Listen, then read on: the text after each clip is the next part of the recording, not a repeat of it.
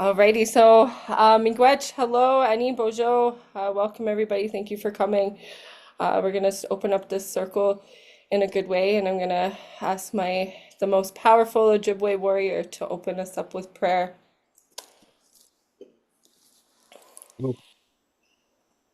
Kao ni Guinness, bo. Guinness yo napini kasu ni. You know, do them. They come from the Great Northern Pike clan.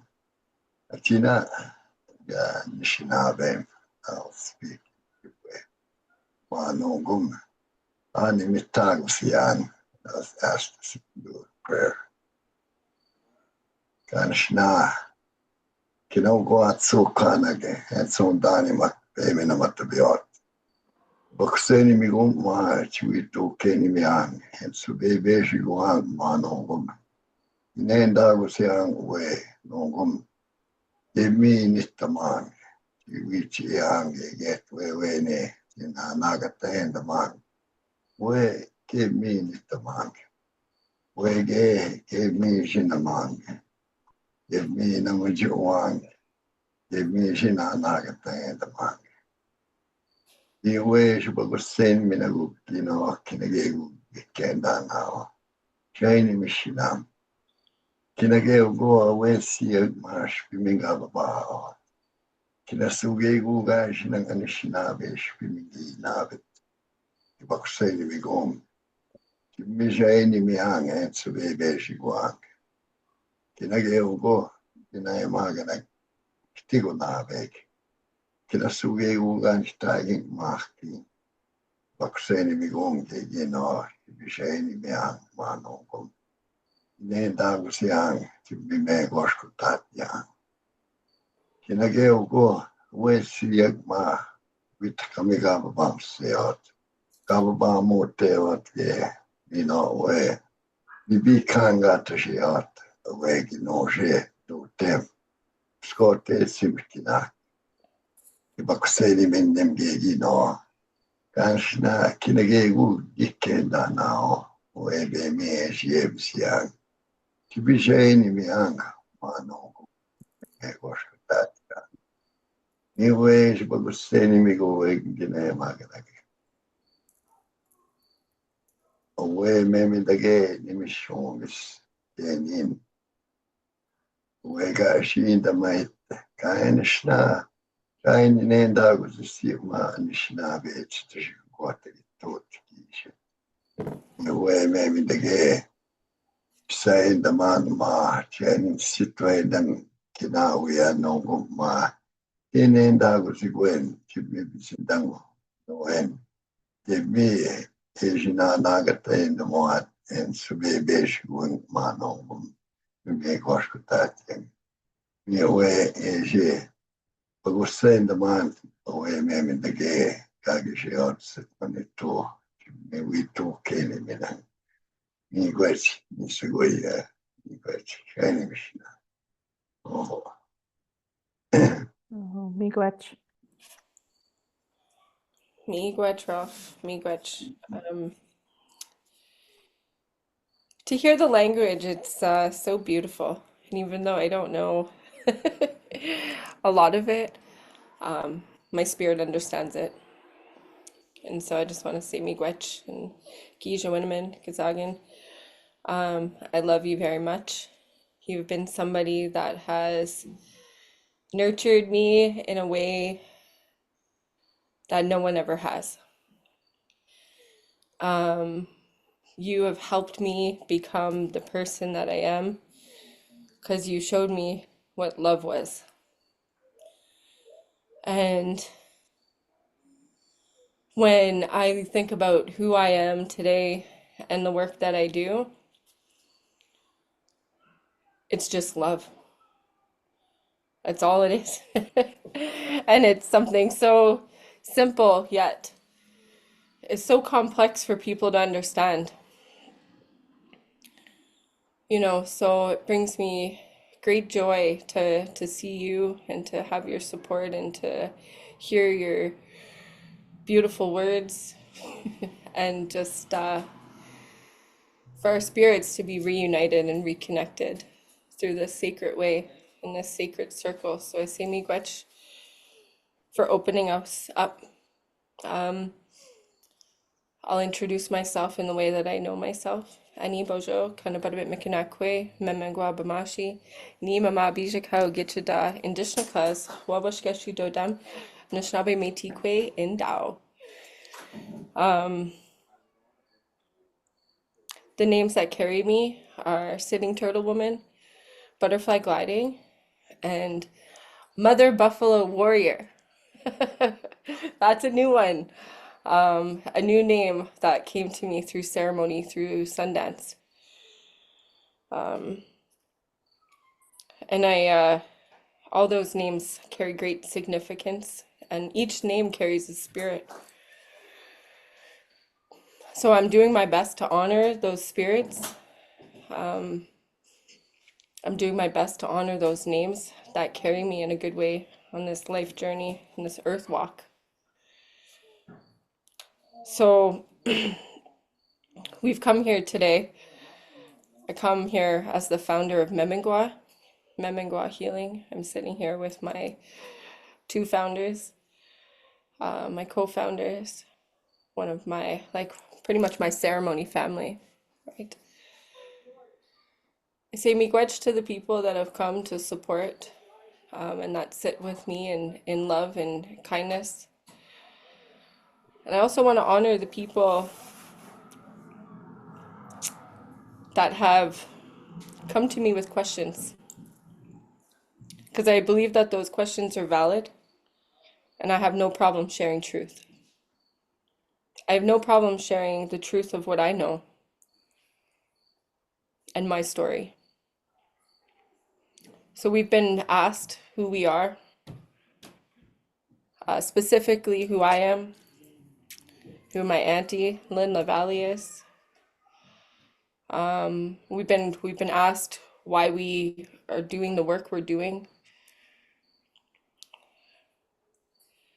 which involves Lindsay as well, right? Everything that we're doing. So we've been asked, who are you? Why are you doing this work? So we're here to answer those questions and to just share space and to share truth. I usually let spirit guide this stuff. I never really, have a script. I don't know what I'm going to say. I don't know what spirit is going to make me say. But I hold this feather with great honor as I sit here and share my truth. So I'd like to start off with what it was like when I was growing up. They talk about indigeneity. They talk about identity. Who's your family? Where do you come from? What are your experiences? What is your connection? So I'm going to talk a little bit about that. My experience for my entire life was filled with racism, discrimination. I've always been, viewed as racialized, marginalized. My two favorite ones that I got when I was growing up was Squaw and Pocahontas. I've always identified myself as French, Native, Irish, and Scottish. My mother, rest in power, Kimberly Fernie LaValle. My father, Douglas Wilfred Fernie. My grandmother, Frances. My grandfather, Oscar. On my dad's side, my nana, which is Evelyn. And then I used to call him Whip. You know, all of my family, I don't even want to say their last names because, I don't even know them. I don't know if they were a LaValle, a LaBelle, a Barnes, a Fernie, um, the Barbers. Like, I don't know. I don't know how they identify themselves because they were all dead before I was 10 years old. So, from what I recall, but that was my nana, that was my mamere, my papa, and then Whip. Okay, so those were my grandparents. my brother, Michael Fairney, and I have two sons. I'm not going to share their names because I don't need to. Um, I have an aunt, my Aunt Susie, who's passed, rest in power. And I got 13 aunts and uncles on my dad's side. Okay, please don't make me. I'm not going to go through all of their names, but I love each and every one of them dearly. Okay. Um, so that's my family. That's who I know. Those are the stories that I carry. Linny has a different, she has different stories because she has different experiences. So I'll let her share those. But my lived experience when I was growing up as a child was not great. I was bullied all the time. I come from poverty. I never had anything great, so to speak. Never traveled. I didn't really come from much. Um, and I remember saying when people would ask me, "What's your background? What's your nationality?" Because it was like a guessing game. I could have literally said whatever I wanted. Like depending on the day, I could have been like Asian, I could have been European, I could have been whatever I wanted, right? Because it wasn't very clearly defined, but I always said, I'm French, Irish, Native, and Scottish. That's it. I never knew what any of that meant. All I knew was, I got treated differently. I got made fun of. I was in the systems, all systems. I wasn't advantaged. I had to work hard. I was belittled. I was viewed as um, unstable, right? I had mental health issues. Um, I come from sexual abuse, physical abuse, emotional abuse, financial abuse, spiritual abuse. Come from a lot of trauma. My family, um, very much in addictions. Um, and I I had all that, I had all of that, the addictions, the trauma, like most of the stories that you hear. I never knew what it was like to be Native, to be Indigenous. I never had a connection to my family of the good part, right? When you think, what is being Native? What is that? So people will say, it's the culture. Well, okay, but I didn't have that. I didn't have culture. I didn't have culture until I started working at Nishnawbe Health Toronto. That's when I really started to lean into my indigeneity. That's when I really started to get curious. What does being Native actually mean? I got my spirit name. I was around elders. I was around medicines.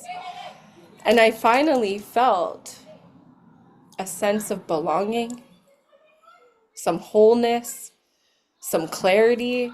I felt good. I'm sorry if you can hear the kids outside. I feel like they're very loud. I might actually close my windows. Um, but one thing I did really enjoy was being in ceremony. It filled my heart. It connected the missing pieces. I finally felt, can you close those? Thank you. I finally felt whole when I was in ceremony. And it was a feeling like no other. It was beautiful. And ever since then, ever since, I got my first name, kind of bada Memengwaa, I leaned right into it wholeheartedly. It was hard though. I got challenged a lot. I was judged, I was controlled, the culture was gatekept, right? Like there was gatekeepers that said, "Oh, we'll only give you this much." I didn't fully know what it meant, but I've been learning and I've gone through a lot of experiences. But I had one experience that really brought it all together. So Linny's going to talk about our family in a little bit. But one thing she's going to talk about was my grandmother, who was unknown, unstated paternity. Okay, so I have never known who my great grandfather was. It's been a mystery. We didn't know. How could we know? We didn't have anything to go on. We don't even have a name. It was erased. Just like many of our families and our cultures, like it was erased because that was the goal. That was the goal of colonialism, to erase us from history so we don't exist. And that would have been true if I hadn't have met this man that's sitting here. You know, I was always taught when you want to communicate with spirit, when you want to communicate with the ancestors, you go to Shake Tent. And I finally had a chance to take this yearning question that I had. Who is my great grandfather? Who was he? I finally got a chance to take it to Shake Tent, to a ceremony that I felt safe enough to ask the question. I've never felt safe enough in ceremony to ask this question that I have been wanting to know for over a decade. I didn't stop, right? Like thinking about it. I didn't accept that, well, we just don't know who he is. That wasn't good enough for me. So I did my due diligence because they talk about it's your responsibility as an indigenous person is to seek out your ancestors, to figure out who they are. Well, how do you do that when you have nowhere to start? Take it to ceremony. So that's what I did. I got my tobacco, I got my gifts, and I brought it to Ralph. And I had my way, my niwe, Gigmani Minoke. She was there and she was the one that interpreted for me. And I asked the question, who is my grandfather? Who is my great grandfather? And he came through right away. Maybe I'll let Ralph take it from here. Ralph, um, you probably tell the story better than I do. Right? And your experience and how that was. Because I'll tell you, that ceremony, that evening, that night, that connection that I felt was something that I've been yearning for and something that I've been searching for all of my life. And I finally was able to connect the dot when you told me what his name was and you told me what his territory was and where he was from. So I love you. I say miigwech. There's nothing that I can ever do that can repay you for what you've provided me. There's no status card in this world that could ever be printed by the government that can do what you have done for me. So with that, I say miigwech and I'll let you take it over. Guru, you next, you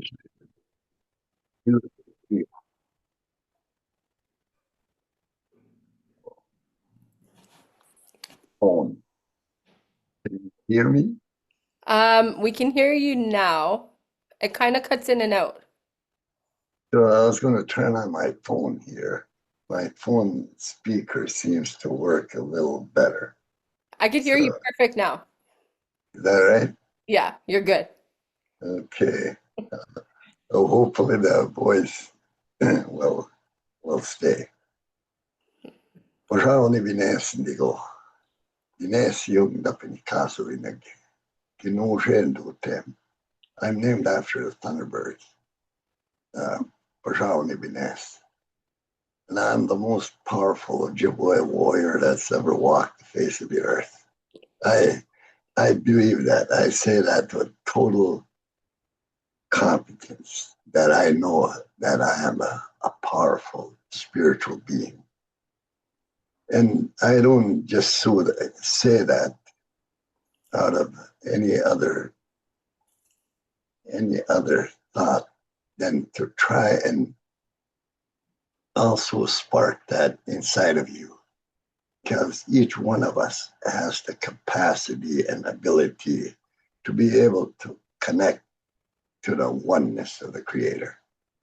All our sacred gifts talk about understanding the oneness. No matter where we come from on this earth, we're all connected. And there's many things that connect us. I'm encouraged and inspired by people that take that step to work toward understanding their connection, where they come from. I believe we all have the capacity and ability to be able to know, uh, right, to explore our roots to that goes back to the beginning of time, to when the first human being was placed on the face of the earth, that we're always connected to that time. All the knowledge of people that have walked before us is available to us at any time. And it's up to us to make that effort, to make that connection. And when you make that connection, you know who you are. When you know who you are, you feel inspired. There's nothing that can stop you. Nothing anybody can say that can alter your desire to wanna create change.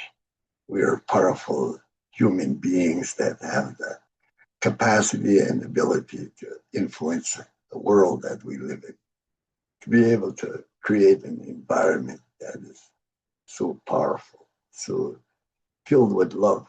To me, that's the only truth there is. And from as far as I can remember, from the time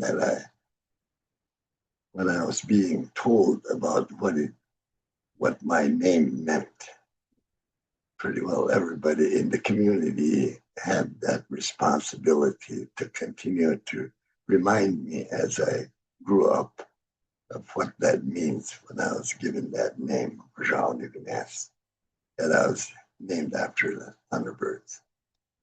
The connections are pretty powerful today. To me, I look at my life that's filled with magic and beauty all around. And what I'm telling you here today, to me, I believe we all have that capacity. We all have that ability to to connect and understand where we come from, and to see each other as one.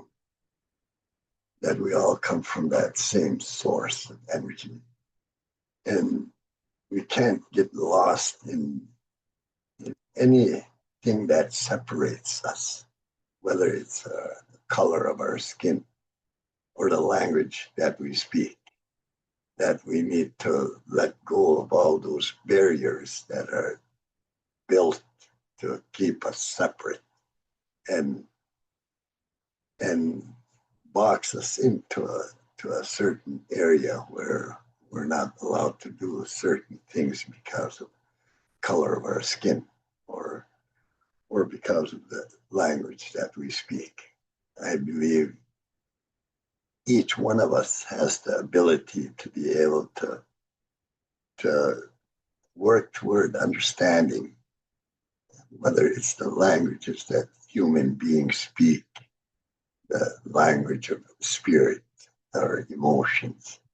I can feel your emotions as I sit here uh, looking at the screen. that our emotions are more powerful than anything else, and can't be expressed in any language. So I believe it's really important to understand that. I devote my life to wanting to teach people about the sacred gifts that we've been given, especially our lives, that we all have a spirit, and that spirit can connect can can connect us, that we can't get caught up in the things that are man-made in terms of how we need to see each other as human beings. We have to be able to take down those barriers and see each other as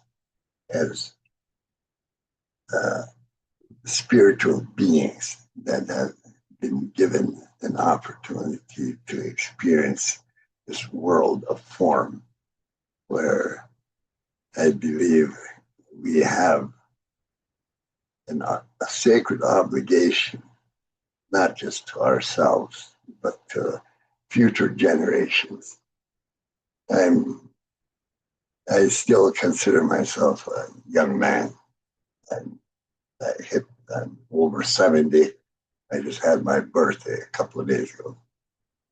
And, and I know that I have a lot to learn. My mind is open, and I know there's a different reality, a different world that's opening up for me today. And I need to be prepared for it.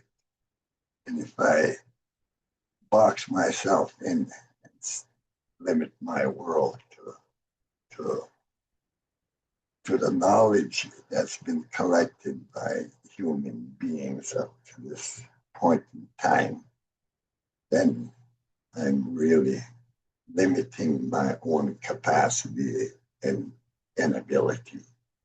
It's important to take down all those barriers and not allow those barriers that build walls and that separate people around the world, uh,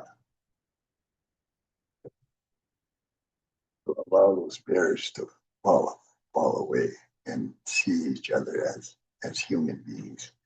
And to me, it's inspiring to know that others are making that effort. I believe we have an obligation. I believe we can influence what's happening in the Gaza Strip. To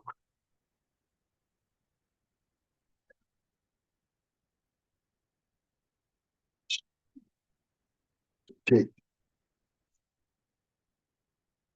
the word expanding universal consciousness. So Putin, Netanyahu can start to think about what they're doing and how they're impacting lives of human beings that are just trying to live, trying to experience that world, trying to be who they are. So I don't think we should take any steps to limit one another in terms of, of the things that we create. So to always work toward taking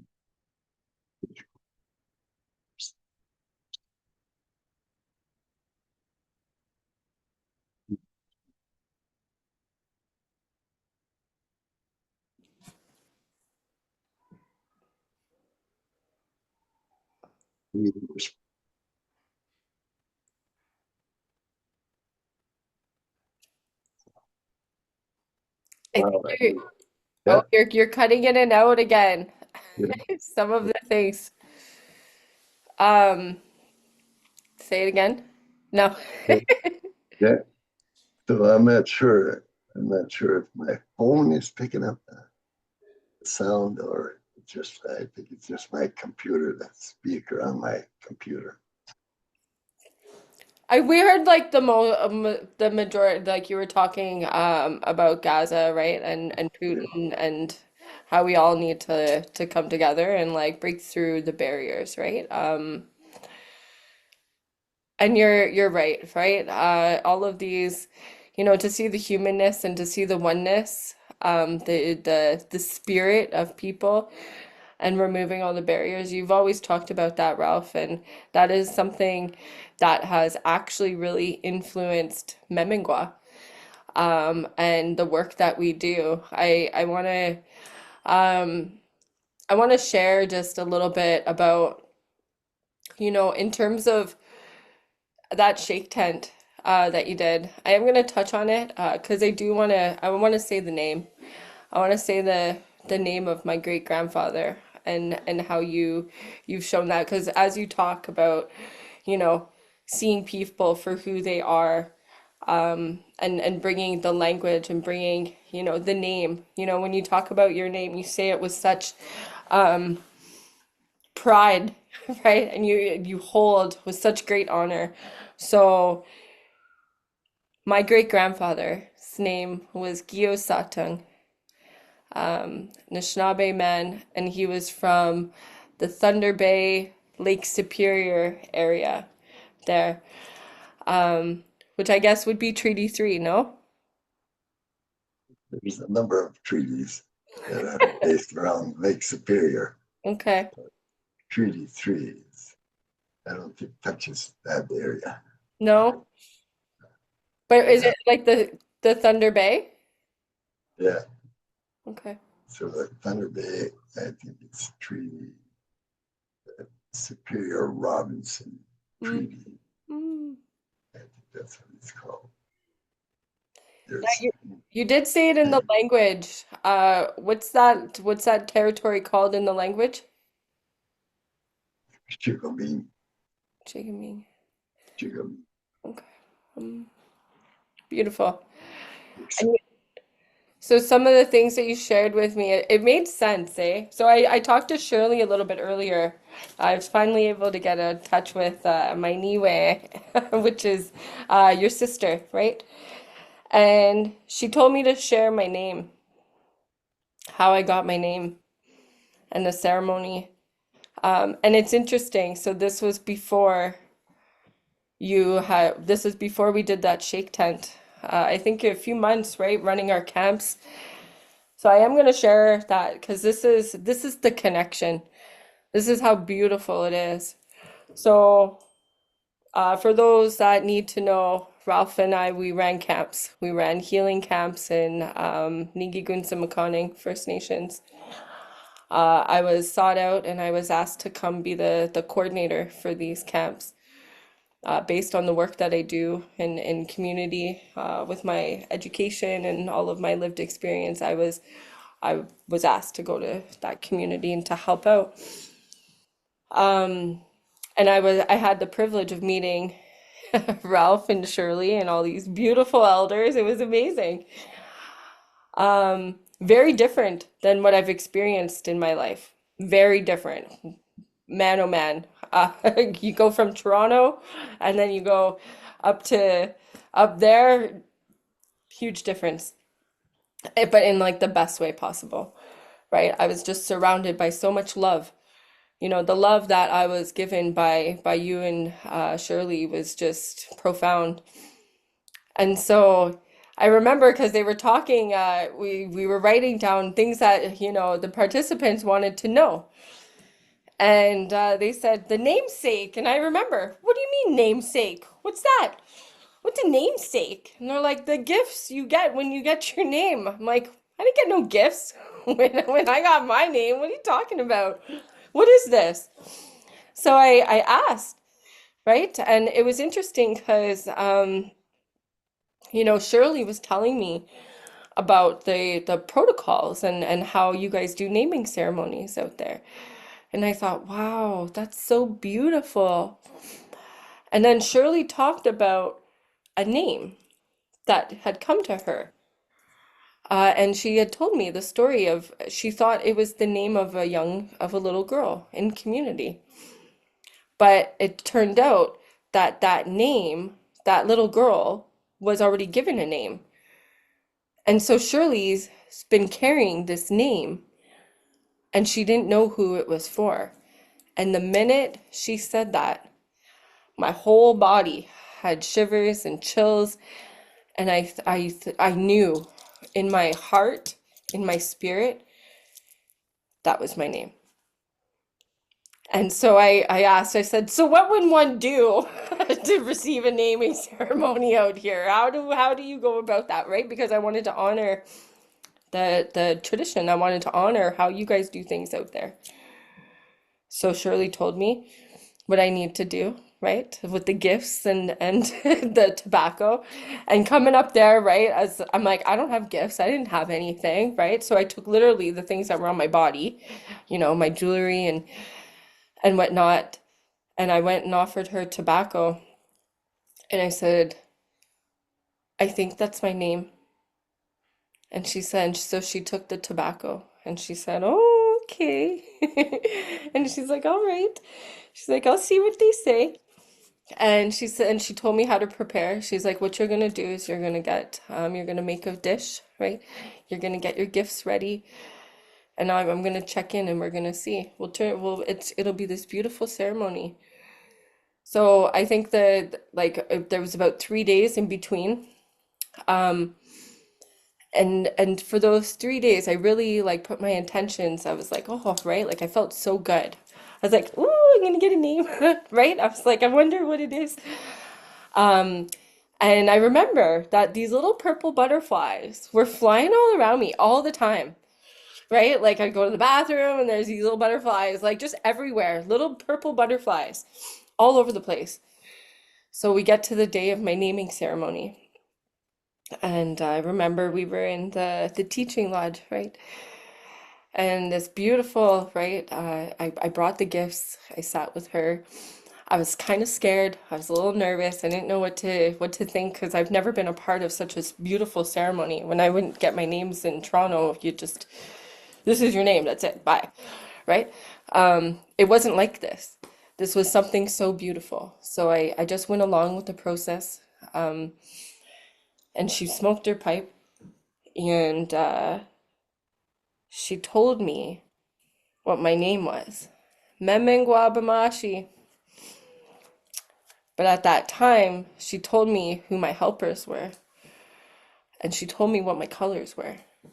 So my colors were light purple, just like the light purple butterflies that I saw all around me for the last 3, 4 days. So it was light purple, dark purple, white, and yellow. And she told me, she's like, your your helper is the wind spirits.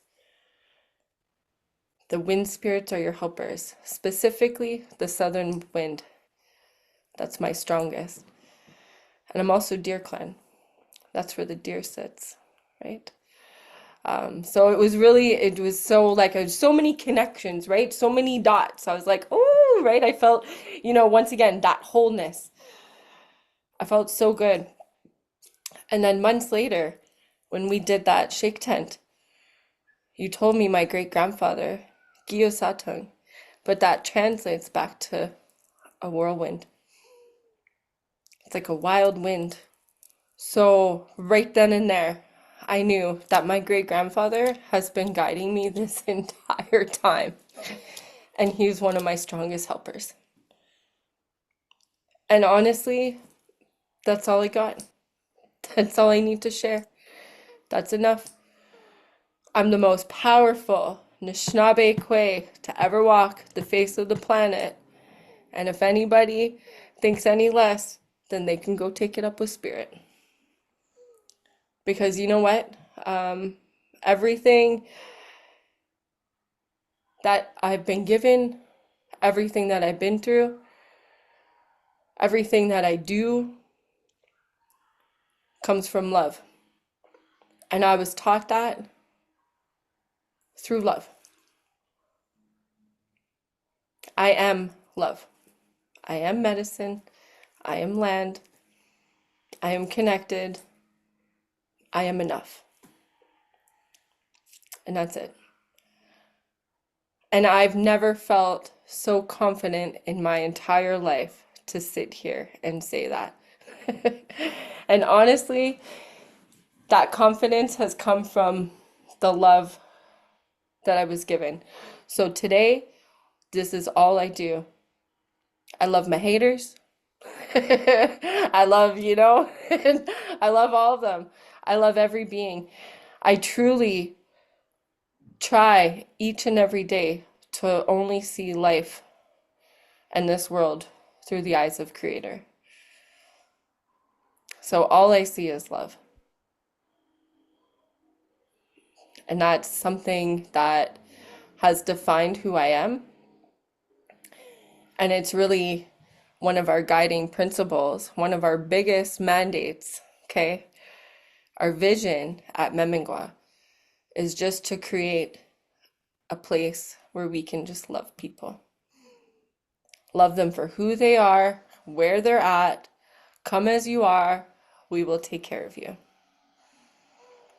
And that's why I sit here and do the work that I do, you know. So, Ralph, I want to acknowledge you for everything that you are, everything your being is just so beautiful. I've never met a man, a spirit like you. I can't wait to see you levitate, right? Because I'm pretty sure you do. I'm just like, you know, uh, it's so powerful. So, you know, I hope that I continue to make you proud and to just walk in the way that I need to walk, as my responsibility of the Deer Clan is just to lead people to ceremony and to just do that, right? So I honor everything about you, and I honor the journey that we've had together, and I say miigwech for loving me and giving me the confidence to be the most powerful Ogichidakwe, right? Um, I feel confident in the work that I do because I know it's just stems from love. And when Creator takes good care, right? Creator takes good care of us. So, yeah, that's kind of all I got, right? That's all I'm sharing. Um, Just say one more thing. Anyways, a lot of the things, a lot of the mess. All right.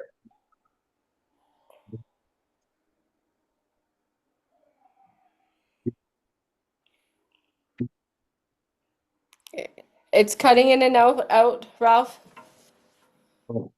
So a treaty area or those things have nothing to do with spirit. They don't exist in that spiritual place. There's no there's no uh, treaty boundaries or there's no First Nation. There's no status cards or anything. We're just human beings, eh? And and any other thing, whether it's you're from Ontario or you're from different part of the world, those things don't exist in that place. And I believe that's the place we all need to go to take down those barriers. Anyways, when you were mentioning treaty area, it doesn't compute in that world. Something that human beings have put in place to try and control part of me, part of the oppression of, of people that are seeing the world, seeing themselves in a different way. Anyways, yeah, but Miigwech. I think what's happening, so when When you go closer, Ralph, you can hear perfect. And Oh, so, not that you have, right, but that's, I think when you were moving a little bit further away, the speaker might have like cut out, but message well received. And so miigwech, lots of love. Thank you.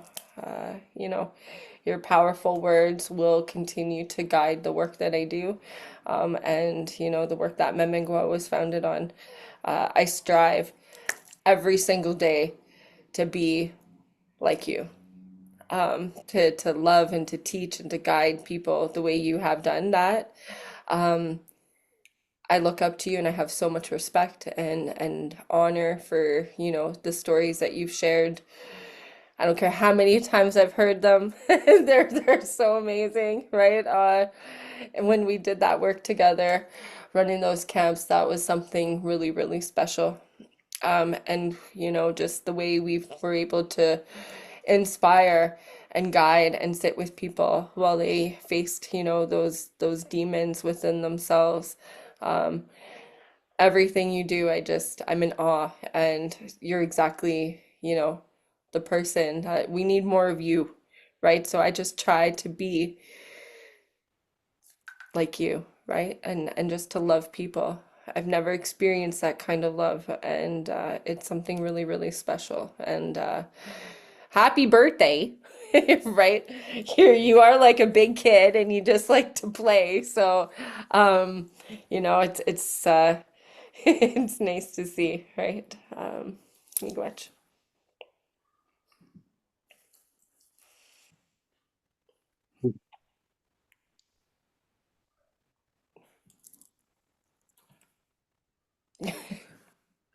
In and out, I think. hear you. According to, to our ceremonies there today, that every generation that comes brings new knowledge and new information. So I believe anybody that's younger than me is more knowledgeable, and I can learn a lot from everybody that's here today. So Mhm. yeah, it's me good. Miigwech, miigwech. Okay, Linny, I guess I'm gonna pass it off and to our co-founder, Lynn LaValle, my beautiful aunt. I'm gonna give you a chance to Okay. share your truth. Miigwech, miigwech. Bonjour, Anin. Ralph, I want to thank you and your sister Shirley for taking Kelly and his family. Like I think she probably shared with you already that I'm the oldest one in the family and that's it. There's no other like blood relations that are alive that we're aware of. So it's just nice to see that she feels that love from you and Shirley and the community and she's gathering those teachings. So want to say Chimigwech for that and Chimigwech for sharing the teachings here today as well. Um, I'll start with my name as well. I was going to start like I made a PowerPoint and everything, pictures and like I take deep dives. I go way too deep sometimes, but yeah. Bonjour, mina dide be queen de shikaz wash gijin dodum sudbury dijba dishnabi meti queen dao. So I'm Lynn LaValle. I don't usually like translate my spirit name, but my spirit name is Spirit of the Water. And I did get that spirit name through AHT and Pete Kashane on my first fast. But he didn't know me and he gave me my name. I'm like, oh my gosh, that's so fitting. Like he didn't know anything about me. So it resonated with me because it was spirit telling me what my name was. And it completely resonated. The clan came much later, and the clan was a bit all over the place. And I remember when I told Kelly our clan, she goes, "Well, who told you that?" Right? And then Kelly came back, and she's like, "Yeah, we're Deer Clan." I'm like, "Yeah, I know, right?" So it was nice to her for her to get that validation as well. Um, yeah, so I started I don't see my culture as ceremony, right? Like my culture is my culture. It's who I am. And I've been native from the get-go, right? Like, and we've been identified by society as being native um, for many reasons. But when I started my path with ceremony is what, ceremony really saved my life. So as Kelly said, like we didn't come from privilege at all. And I started going to ceremony in Toronto I had suicidal, so trigger warning for people, which I know we're supposed to do that, but the whole thing that we're talking about is a trigger warning, right?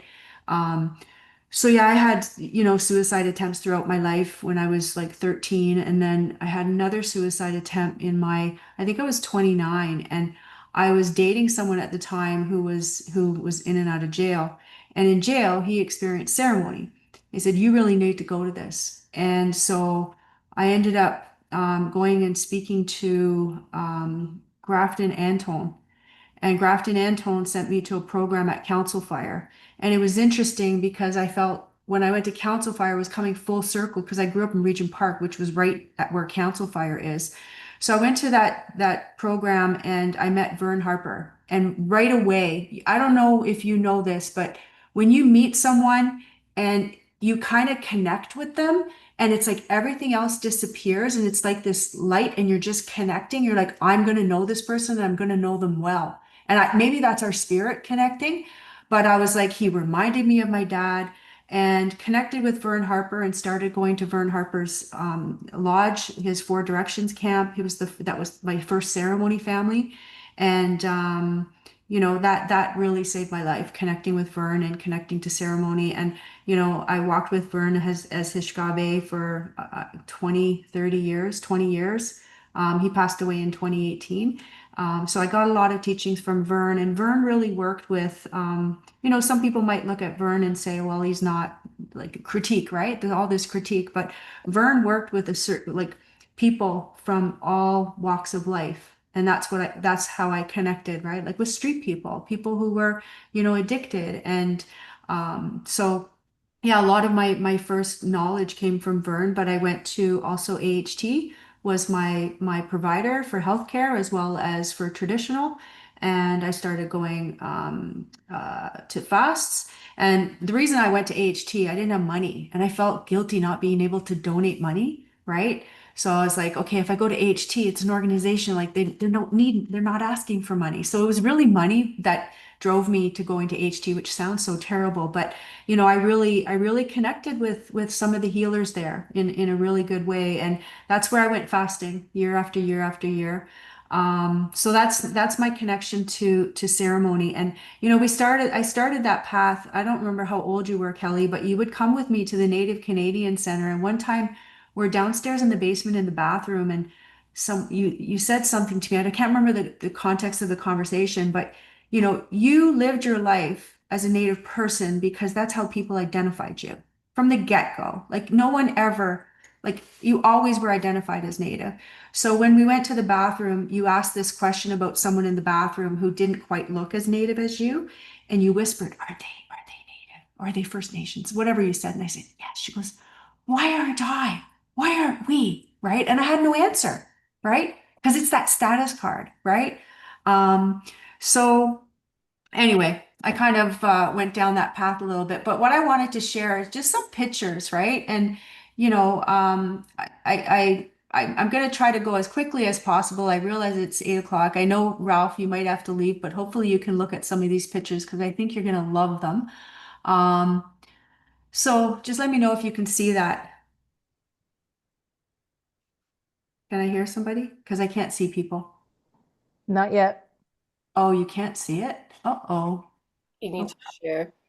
Okay, I thought I was. Oh, that's why. Yeah, that might work better. Now you can see.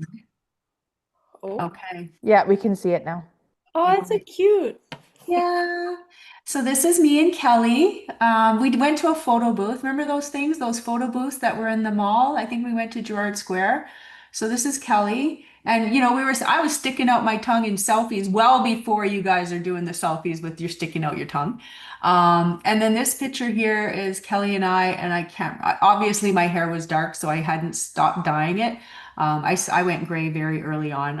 I went gray at 19, so I just stopped dyeing my hair pre-COVID for medical reasons. But anyway, so yeah, that's Kelly and I. And as I said, like from the get-go, from the time she popped out, she wasn't taken up as a white person. And I remember when I started university late. I went as a mature student, and I had no funding for my education at all. It was quite a journey, but I was in a sociology class or something, and I had to do this project, and I gave something to Kelly and Michael. So Kelly identified her brother Michael, and he's a bit lighter complexioned. So it was about how do people identify based on how society treats you, right? So I had these little boxes. I can't remember. It said native, Métis, white, black, all these different things, right? Well, Kelly identified as native, right? And Michael identified as white, right? And that's because society treated Kelly as a native person from the get-go, right? And she talked about the names that were used. And I think one of them I'll say it was Polka Hot Ass, right?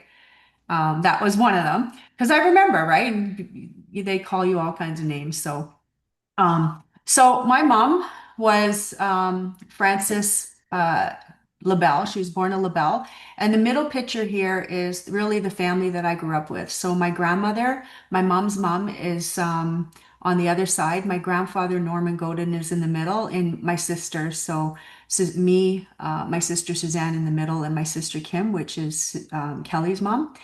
On the far, I think it's the left. So there's, my dad holding my sister Suzanne, and Kim is in the middle, and my mom, and then my mom is holding me.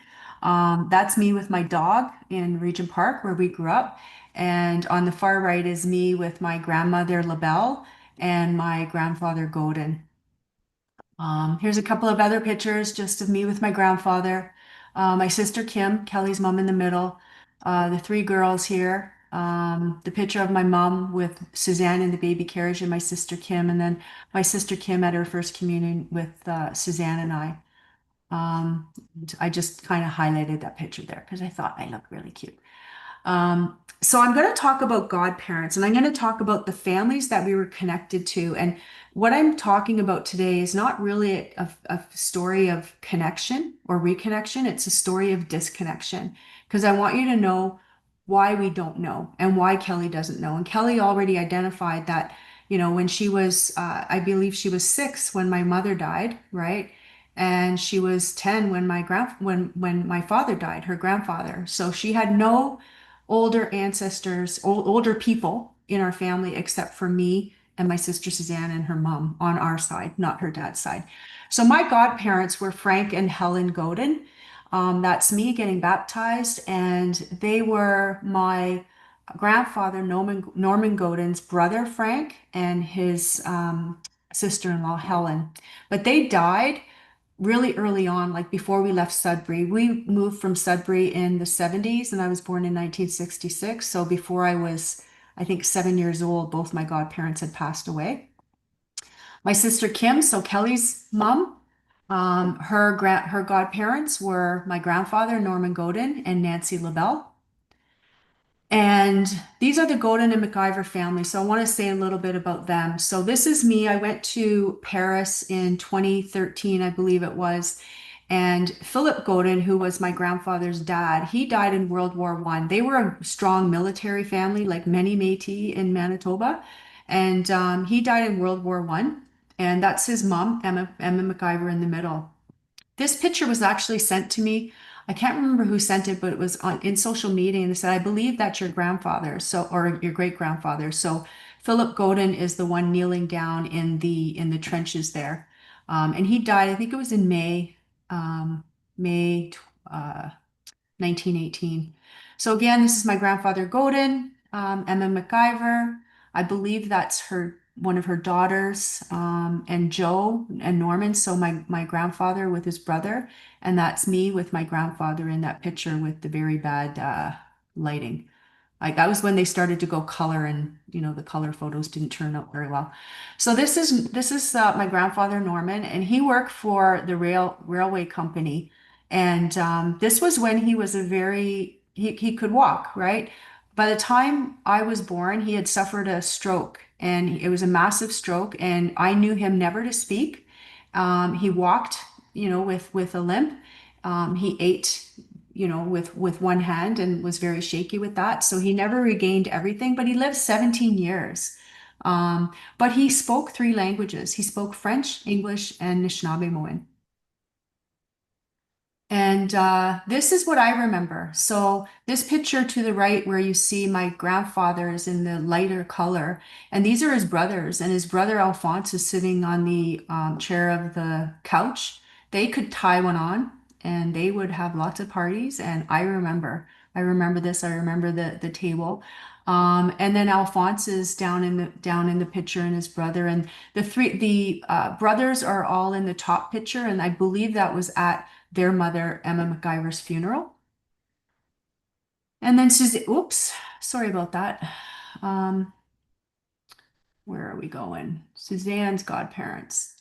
I feel like those old time slideshows where, you really got bored looking at people's slides. But so this is Suzanne's godparents. So, Kim was born, and it was my mom's side of the family that were the godparents. Then Suzanne was born, and it was my dad's side. And then I was born, and it went back to my mom's side. So Suzanne's godparents were my dad's oldest brother, Gerald, and his wife, Lorette. So this is a picture of my dad in the middle, and he's wearing the yellow, and his older brother is kind of in the red or pink shirt there, Gerald, and my uncle Leonard is in the middle. Okay, have patience with me because I think I'm going to screw up the slides here. Let me see. Okay. Okay, hang on. This is a picture of my sister Suzanne in the green. We actually took a trip. She got cancer, and we went traveling. We went up north. We reconnected with our LaValle family, and we visited her godmother. So that's her godmother, Lorette LaValle. But Gerald actually passed away in the late 1970s, and due to taking his own life. And this is my sister Suzanne with her friend Audrey that is cut off. And unfortunately, both of them passed away just around 50. So my sister made her 50th birthday. She actually went to Audrey's 50th birthday party, and Audrey came to Suzanne's 50th birthday party. Suzanne passed away, and then shortly after, Audrey passed away. These are my sisters. So Suzanne, Kim, and Lynn. And the picture at the very bottom is in Regent Park, and my mom is sitting down, and Kelly is on her lap. So that's when Kelly was a little girl. That's my mom and me and my sister Suzanne in the middle, and Kim, and so Kelly's mom with the balloons there, where she held a surprise birthday party for my 20th birthday. But it wasn't a surprise. I knew about it, but we didn't tell her dad because her dad would tell everybody about the party. Um, so this is my sister Suzanne and I, and that was actually taken at my sister Kim's funeral. And I remember telling her, it's just you and me, right? At that point, it was just her and I left. And, that was in 2013. And then Suzanne left the physical world in 2016. Okay, my mom and dad. So these are some pictures when they were younger. Their marriage photo in the bottom there. And here's a picture of Kelly and my mom. Me and Suzanne and Kelly in the middle taking a road trip. Again, Suzanne has a wig. She had a wig because she was going through chemo. And then at the bottom is my mom with Kelly on my mom's lap, her dad, Doug, and my dad, Oscar. My mom, Frances LaBelle. So Kelly talked about not knowing who her great grandfather was. I don't know who my mom's dad was. And that came about around, the 2000s, where I started my job at what was then known as Ryerson. And, as I said, we always knew we were Native. We didn't have a status card. We didn't have Métis registration. So I set out to do that, and I ordered my mother's long form birth certificate or birth record, and paid the $35. And in the mail came this little card, the little birth certificate. So I contacted them and said, "Hey, I paid for the long form birth certificate. Where is it?" Said, "Well, we'll give your $10 back, but we don't. The information is incomplete." And I said, "Well, just give me what you have." And I wasn't getting anywhere with them. So I couldn't get my mom's long form birth certificate. A couple of years went by, and in 2007, I think it was around 2007, where the legislation was changed, where you could get social and health information related to adoptions. And by that point, based on, my mom knowing that her mom died with a secret, I found information about my grandmother marrying her first husband in 1939. I know I'm jumping around, but it's all going to come together. I thought maybe my mom was adopted, right? Something was going on there. So someone suggested that I call Timmins Child and Family Services, and I did. And I said, hey, I'd like to know about my mom's adoption. I pretended like I knew because they could not confirm nor deny that my mom was adopted. I could get nothing in paper. So they called me back and they said, well, your mom was born in Timmins Hospital. Her mom was noted as Nancy Ann LaBelle or Anasiad LaBelle, but there was no father on the birth record in the hospital. And that's what Kelly's talking about, right? We don't have that information. When I talk about Norman Godin earlier, that was my grandmother's second husband. She married him after her first husband died. So she married her first husband 4 years after my mom was born in 1939. And I'm going to evidence that. And then he died. He was older than her. And he died. And then she married Norman Godin within a couple, like I think it might have been 7 months. My mom said that she had to come out of her grieving clothes. She was wearing black clothing because her father had died, and she had to come out of that clothes to go to her mother's wedding. But this is my mom. These are pictures when she was little. The picture where she's in orange, that's in Regent Park. Again, this is my mom. And this was a baptismal certificate that my mom had. My mom, and you'll note the date is 1956, right? My grandmother had records of her mother's, she had Norman Godin's baptismal record. She had her mother's baptismal record. She had her own baptismal record. She never had her own daughter's records, and she never had her first husband's marriage record. Didn't exist. So when my mom went to get married, when she met my dad, she didn't have any birth record. Well, they need a birth record when you're getting married. My grandmother said, no, I'll go get it for you. So she went and got this record, dated 1956. So my mom was born January 30th, 1935.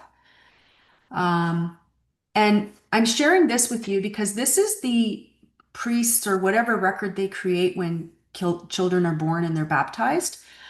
So this is a record of my grandmother, my mom's mom, Anosiad Alexina LaBelle. She was born in 1912. So my relatives are older, like my generations are older.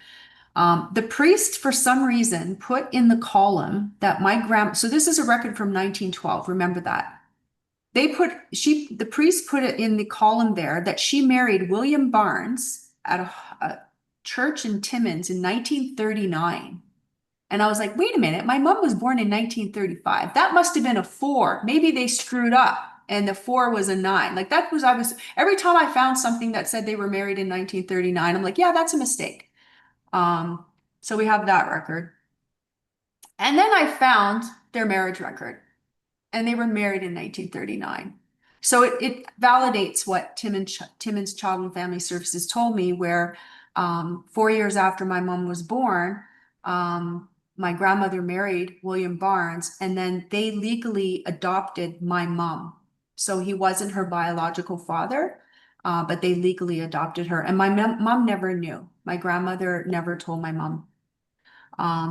So I had to order my sister's long form death certificate. I didn't even know they had these things, right? So I thought, well, they won't give me my mom's birth record, but maybe the death record will show up, something different.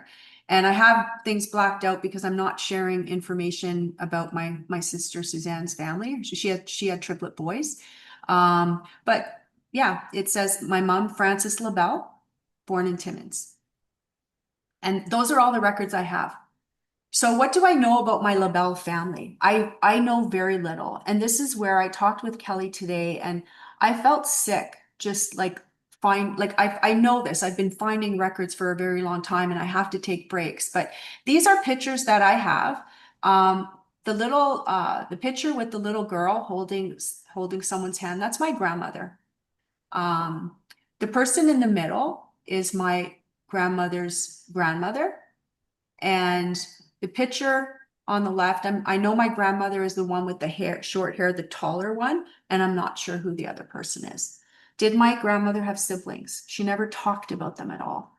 But I'll show you what I've found out. So my grandmother went away. She went away to school. That's all I know. She was very religious, extremely religious. Like, get on your knees and pray for 4 hours doing a novena while my mom was in the hospital, having her bilateral femoral artery surgery. So this is my grandmother. In the picture, the larger picture, my grandmother is it was one of the shorter people with the lighter colored hair, it looks like. And I imagine this is when they were away at school. I don't know. To the far end of that is my grandmother with the shorter person, with the person holding their shoulder. And then at the top, my grandmother is the person with the band around that. And I know that just because I know their face. I know her face. I don't know anybody else in those pictures. Joseph LaBelle was my grandmother's uncle. And I have that.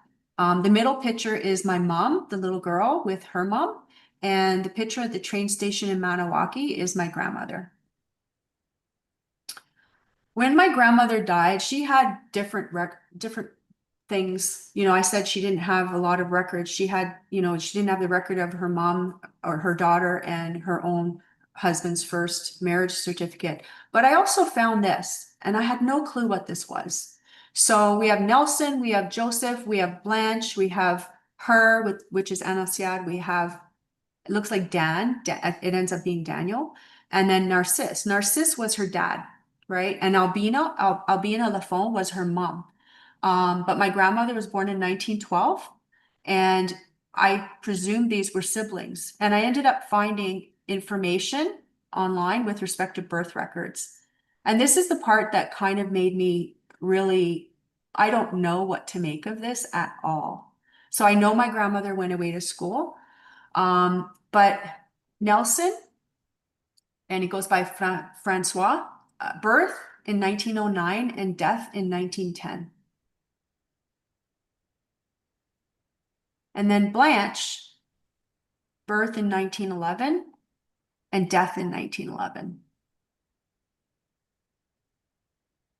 And then Daniel, birth in 1926. And this is birth to my great grandfather and great grandmother. Like, it's clear. This is who this person is. Birth in 1926 and death in 1926. And I'm just going to go back up to this one here. This relates to my grandmother's notes. These are my grandmother's notes. And then I find these records of children being born and dying. But I don't understand why my grandmother's record says age 43, like if they died, why is there an age there? Like, maybe they didn't die. I have no clue. Maybe that's the age that they would be at the time that she wrote this note. I have no idea. My grandmother had a lot of secrets. So then I set out to say, okay, well, maybe I can find my grandmother, right, in the census records. So as you know, the census records come out every so often. Like right now we can see 1931. I can't wait for the next one to come out so I can find where people were. So I went to find my grandmother, right? So this is a 1921 census, which should have my grandmother here. But again, she went away to school, right? So I found her parents, and I'm just going to highlight that for you. Her parents, Narcisse and Albina, and they were lodgers in a house in Ottawa. So my grandmother would have been 9 years old at this time. As I said, she went away to school. I can't find any census record of my grandmother. I tried to contact the schools, you know, and I can't find the record of my grandmother anywhere. But she surfaces in the 1931 census in Timmins, right, which is where my mom was born. So my grandmother, Anasiad LaBelle, is here. She was 19. And then her mom, Albina LaBelle, is noted here, but Narcisse is gone. And I can't find a death record for Narcisse at all. So they rented, you know, a house, $20 a month, and they had no radio. That was part of the census record. I'm gonna stop there. We'll stop there for a second, but just that's highlighting my mom, right? But my mom doesn't count towards our Métis citizenship at all. So when I applied for my citizenship, as I said, I couldn't get my mom's long form birth certificate. So nothing counts. Norman doesn't count, LaBelle doesn't count, nothing counts. But they're my ancestors. They're who I am as well. And I want to acknowledge that. So my dad and his family is where we have the Métis citizenship. So this is my dad. My dad led a very hard life. He didn't tell us, but he drank a lot, and yeah, he never shared. He never hit us once. He never hit us. And he died in 1995, as I said earlier. After he passed away, you know, me and Suzanne and Kim are alive, and we don't have any connection to any family, just like Kelly. So we reached out to my uncle Leonard, who was living in New Mexico at the time. So I thought, I'm going to go visit him. So I went down and I visited my uncle Leonard, and he's asking me questions. And he says, "Hey, did your dad ever beat you?" And I said, "My dad never laid a finger on me." And he said he broke the cycle. And then he told me a story about how his dad, my dad's dad, Albert Lavalle, used to beat my dad really bad. And he said that he beat him so bad that he left home when he was either 9 or 12 years old. So my dad left home when he was not either 9 or 12 years old. He never went to school. He didn't finish grade 1. I know that. He actually was very smart. He was a mechanic, and he went to radio college, like to fix transistor radios and TVs. But he didn't have formal schooling. He was a taxi driver, as you can see there. He did talk about, you know, working in the lumber camps and being a cook. That picture where he has the bow tie is when he was 16 years old, and he was down in Montreal, and he was working in the bars there. So that's my dad. And this is Albert and my grandmother, Marie-Anne Gauthier. So in the middle, you see Marie-Anne Gauthier, which is my dad's mom. I never met her. And right beside her, Kelly, is Kim, is your mom. So my sister Kim got to meet our grandmother, but I never got to meet her because she died in 1968 and I was born in 66. And I never met Albert, even though he died, I think in the early 1980s, because my dad never let us meet him. And now I know why. But Albert is in that boat. Albert built log cabins. My dad built all kinds of little log cabins before he died. And Albert used to take people across the river in Temiskaming to go to work. And the picture there is Marie-Anne Gauthier and Albert Lavalle at their marriage. And then when they're older is on the opposite end. And the family that you see there is my great-grandfather, Jean-Baptiste Lavalle, and the person that's on his lap is my grandfather, Albert. And that's my great-grandmother, Alexandria Pepin, and she died when she was 33. Not sure why or how. The little boy crouching down is Moise, who was my dad's favorite uncle. And the boy standing in the back is Baptiste and his uncle. And then little Alexandra is sitting on her mom's lap. Okay. This was my Uncle Leonard's wedding. And I believe maybe this was the first time my dad went back. I don't know. But you see my dad in far back, and then to his side going to where the father is, that's my Uncle Gerald. He was the oldest, and that's Albert Lavalle. And then the sisters in the far back is my Aunt Solange, my Aunt Georgette, my Aunt Huguette, who most recently passed away, and my Aunt Marie, and then my grandmother, Marie-Anne Gauthier. Here's Albert. It really bothers me to see pictures of Albert because he wasn't nice. You know, he did some not so nice things. And I really like wonder like what his life was like, right? Like what happened to him for him to do what he did. Because he did some other things Kelly talked about a little bit. And I don't want to talk about them because I have cousins, you know, who are alive and are connected to this family. But Moise, my dad's favorite uncle, is the one with the fiddle. And I was contacted by Moise's family saying, "Hey, I have some information about your family." They contacted me on Facebook. "Do you want to know?" And I'm like, "Yes." And I found out some not so nice information about my grandfather. Um, this is my grandmother, Marie-Anne Gauthier, and there's Kim again. And her mom was Marie Richard, and her dad was Desire, I don't even know how to say it, Desire Gauthier. I don't know this family at all. I never met anybody in this family. Obviously, I have relatives in this family, but I don't know them at all. What I will share with you about my grandmother, I remember hearing stories from my mom and dad about my Albert LaValle and how he was a hermit and he lived in a shack and there was no floor. Um, and my grandmother and him really weren't together, but when she was raising the kids, this was obviously like before my dad left, maybe, or after my dad left. Albert left her and he went to a camp topping and he was building the log cabins, but he was always away. Like for most of the year, he was always away and he would send no money. And I remember people talking about my grandmother saying, oh, I don't know the language, I don't know what to say, but that she was loose, right? Or whatever, floozy or whatever. And then I found out this summer from my cousin who had our last aunt who just recently passed away that what she said was that Marie, my grandmother, sold her body to feed her kids, right? And that's the reputation that she had because she was trying to feed her kids. So what I will say about the Métis, we're talking about Moise LaValle and LaRose Taylor, and those are my great grandfather's parents. And that's the tie to the Red River. But I also want to acknowledge the historic regions in Ontario, and I'm not going to play that political game.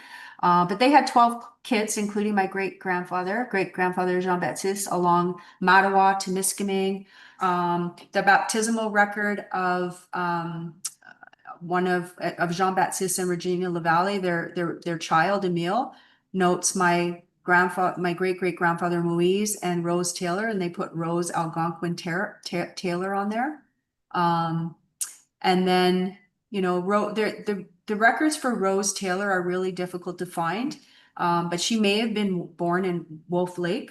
And Julie LaValle was one of the earlier kids born in 1857, and she married a Kea, and they had many, many, many, many, many kids. And Julie's godparents, going back to the godparents around again, and the connection to family was Franco Jocko. And there's Julie LaValle and Philomene LaValle, who would be my great aunts, my great great aunts, or great aunts, great aunts, great great aunts. No, great aunts, who's my great great grandfather. Okay, so this is just some closing pictures, Kelly. And so this is Kim leaning on the car, driving a Toyota Celica back in the day, and Suzanne, and then me. And then that's my sister Kim sticking out her tongue. See, we used to stick out our tongue. It was developed way before all of you youngsters, right? And that's my mom and dad. I don't know what that celebration was, but and me and my sister Kim. And then here we go again. I added this picture again. I added this picture of my mom and it cut off, but just because I thought she had a really cool outfit on. And what you don't see is that she's drinking a stubby beer. And this is my dad. This is after my mom passed away. And my dad we used to go to his house and he used to bake cakes and he put a chef's hat on. I don't know if you remember that, Kelly. And this is Kelly, and you can only see half of Michael. That's it. Thank you for bearing through all those pictures. But I don't know how you feel, but when you sometimes look at an old picture and you can feel the energy coming from that picture, and I'm hoping, right? And I tell this story all the time. Whenever I go places, I say, this is my family. Do you know them, right? Can you connect with them? Can you connect me with them? Because we just don't know. So there's a lot we don't know. We're disconnected. I don't know if we'll be connected. But I'm really glad that, Kelly, you did that ceremony to find out who my mom's dad was. Me, Gwetch. It's so funny, right? Because I've been through a lot of things in my life. I'm a pretty public person, so my story's out there in different capacities. But I don't have like memories, right? I don't have the ability to recall things. I had 3 grand mal seizures at a time in my life where it really impacted my memory. And the reason why I felt not confident, to speak who I am, it's because I can't remember names. Like I can't and that's what people want. Who's your family? Where's the names? Let me where are they from? And I'm just like, I don't know, right? Like I can't remember. I literally don't remember because of like different things. It's not because I don't want to remember. So I'm glad. I'm happy that you shared all of those names. I see a lot of names that are very common names in community.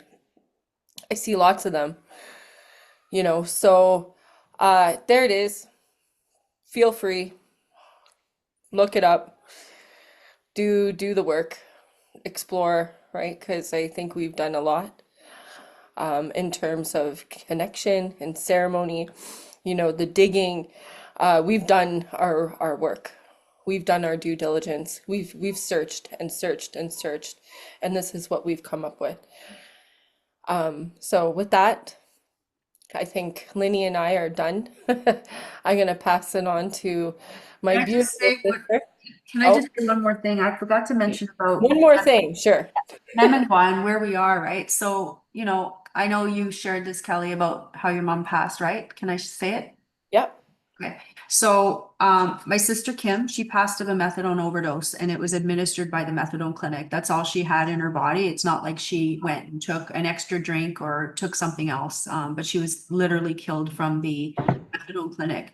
Around that time, I was also dealing with my brother-in-law who was addicted to crack, and I was trying to find, rehab and, you know, I won't share other people. Maybe I shouldn't have said who it was, but there were a couple of people who were in my life that I had to help, right? Not as a social worker, but as Aunt Lenny or Lynn, right? And went to rehabs, like tried to put people in detox and rehab, and it's not working.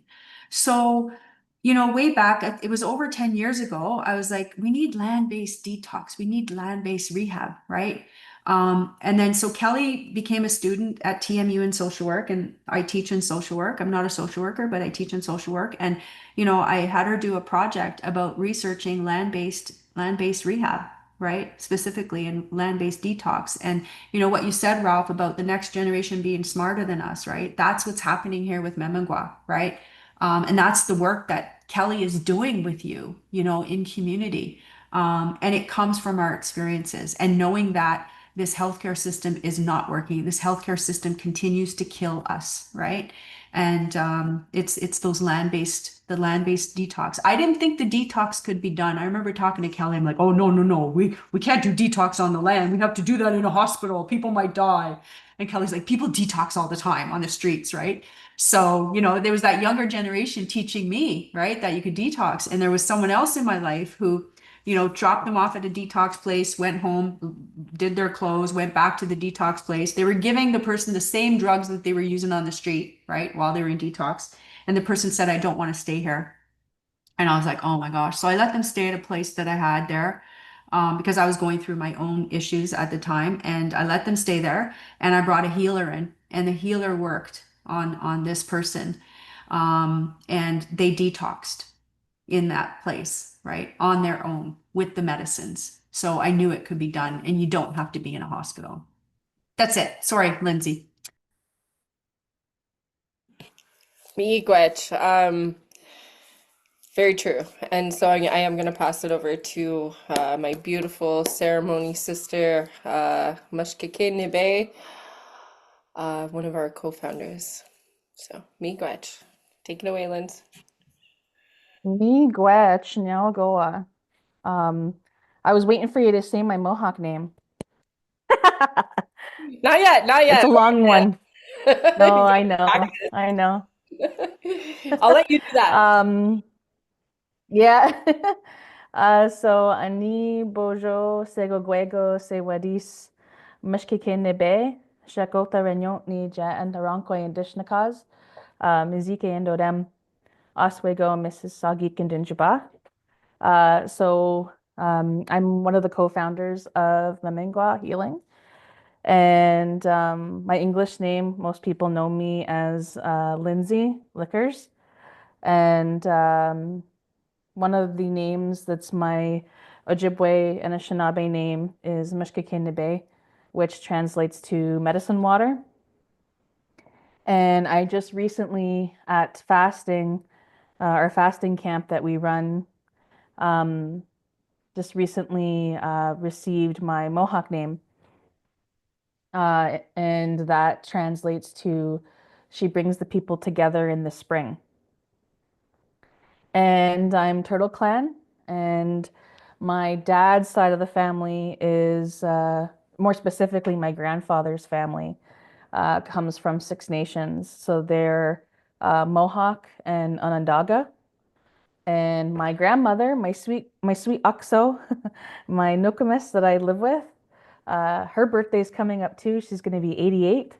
Um, and her family is actually from Cattaraugus, so she's from the Seneca Nation.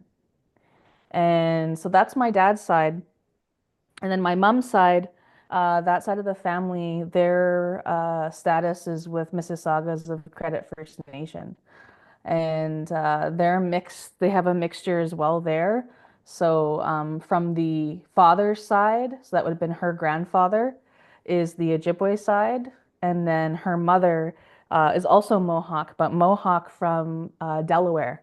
So that's like all the way down into the coastal eastern side of the US.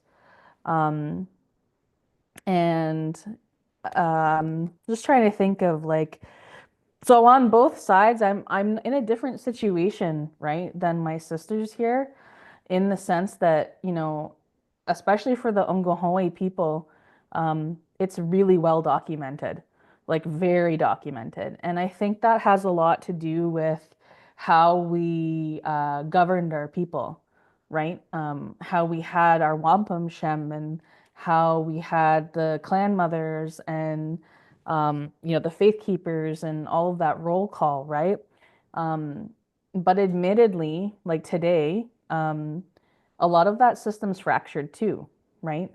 So we're in the process as a community of trying to get back to that matrilineal rule, right, of leadership.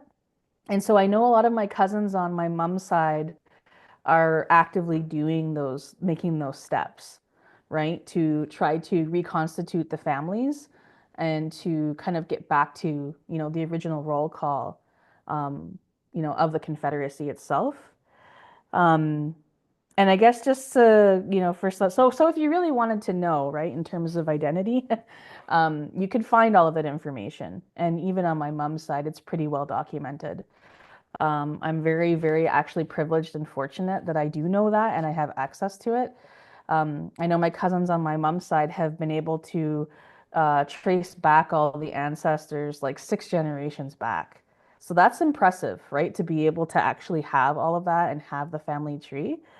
Um, and of course, like there's a lot of different things. There's missing information here and there. And I think that's the reality of like where we are, right? And kind of the impacts of, people have had, the histories had, events have had on our families, right?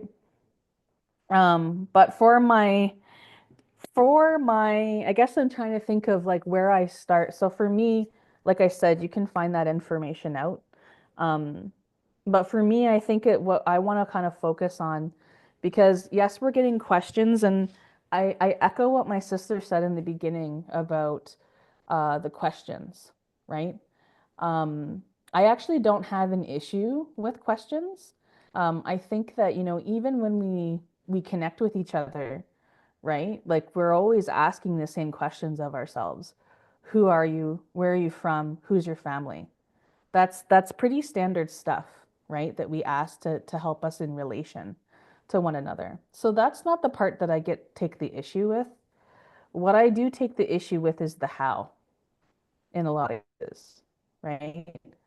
And I just want to, acknowledge what Lynn and Kelly have shared with us in the sense of, that's a lot of vulnerability to, speak to and highlight, their ancestors. And when we were originally asked and we started to get questioned about our identities, And then for me, which I'll dive into, which was more specifically what gives me the right to do ceremony and be a ceremony helper.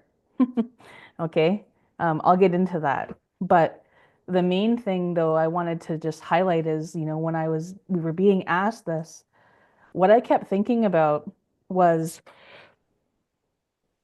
I don't know how, I understand the importance of it, but I also have an issue with disturbing my ancestors, right? Like to a point. Now, do I think that my ancestors are not strong? No, they're the strongest people I've ever been able to be privileged to be connected with, even though I don't know them in the flesh. When I connect with them in ceremony, those are some of the most powerful people I've ever met, right? Um, so I know they're not going to take it too hard. I know they're not going to be that uncomfortable, but the humanness of me doesn't like doing that because there's a lot of things that are in our families, and some things deserve to be, you know, undisturbed, right? But as Kelly mentioned, I'll do this once so that people have an understanding of, what I'm bringing to this space and how I know what I know, right? So in relation to this question about, how do I know about ceremony, right? If I was to go back to kind of when I first understood, I think I understood ceremony before I knew what it was. Like I understood connection before I had words for it, right? So when I was young, I grew up on reserve here in Six Nations for the beginning part of my life, up until I was about 6. And at the time, my mom, and I'll tell a little bit of her story so that it's all context, right? That leads into the healing work that we do now in supporting people and doing ceremony. But one of the things that used to happen back then when I was younger was I used to play outside a lot, right? And I'm an only child, and I had cousins. I had other cousins that were around my age, but I was alone a lot, right? Like I had to really take care of myself quite a bit. My parents were busy, trying to make a living. So I lived with my grandparents, actually in this house that I'm speaking to you from. And this house is actually situated, our property is right beside a sacred ground. It's what they call the pageant grounds here in Six Nations. So anybody who knows Six Nations will they know exactly where I live. My backyard, backs onto the bush. Um, and when I was young, I used to walk outside and just play outside. Like I used to make mud pies. I used to go and talk to the trees. I would talk to the trees all day, hug them and actually talk to them like I was having a conversation. And I remember this one time I was playing outside and I looked over into the pageant grounds. I must have been about 5. I was about 5 years old. And I saw this man standing there. And he was dressed all in like old buckskin, like from head to toe. And he had long, long white hair. And he just was staring at me. And I kind of was like, I got jolted, right? And this just a little kid. And I was like, whoa, like, is this like, who is that looking at me? And then he waved at me. He kind of went like this, right? And then I got scared because I was like, oh, he sees me. But I could kind of see that he was a little see-through, right? Like I could see through him. And so me as a little kid, I run inside and I'm like, I'm freaking out, right? And I tell my dad, and my dad comes running out to look, and he didn't see anything. And he walked around the house and he's like, what are you talking about? Like, and I will say this, I'll get into some of the stuff of like, what was going on with my parents at the time. But I will say one thing. My parents, I was really, really, I was very privileged in the sense that my parents didn't shame me for my sight. Like they didn't shame me for my sight of spirit. They believed me, right? So my mom, she actually was a big advocate of like my sight and my connection, right? She believed everything I said. And when I was younger, I would go out and I would be talking to them.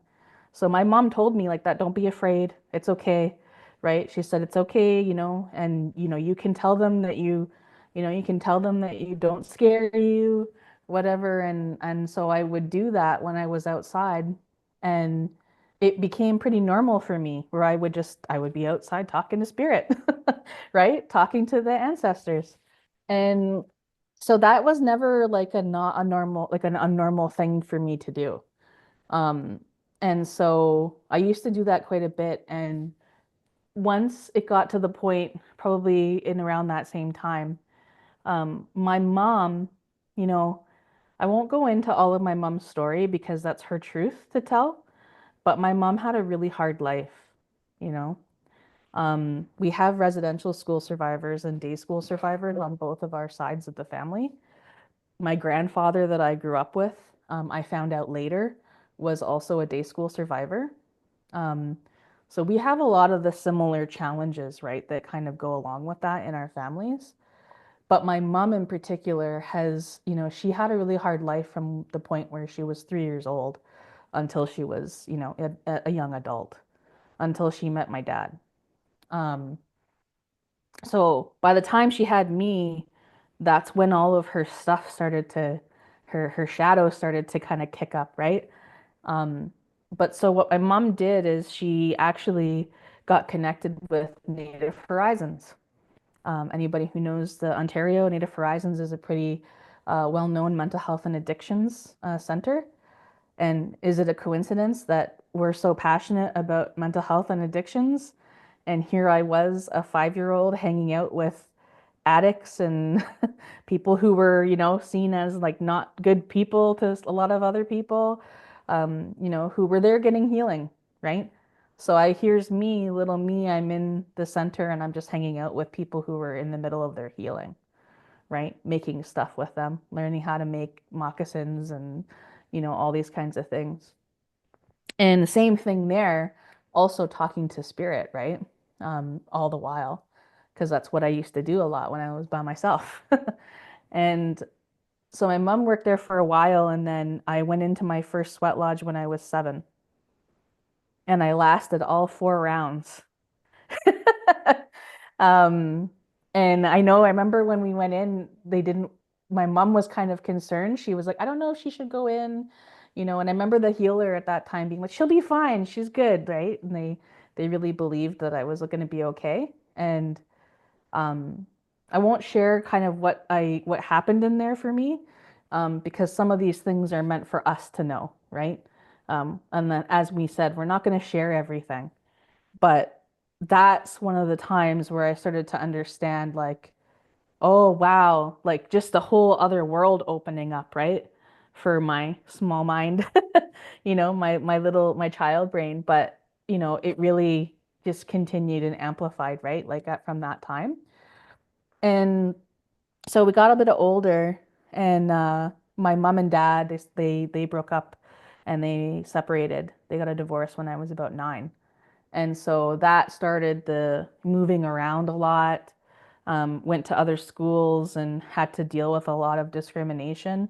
Um, I can't tell you how many times that I've been jumped, right? Like in my life, from people, attacking me because I was a little Native kid, right?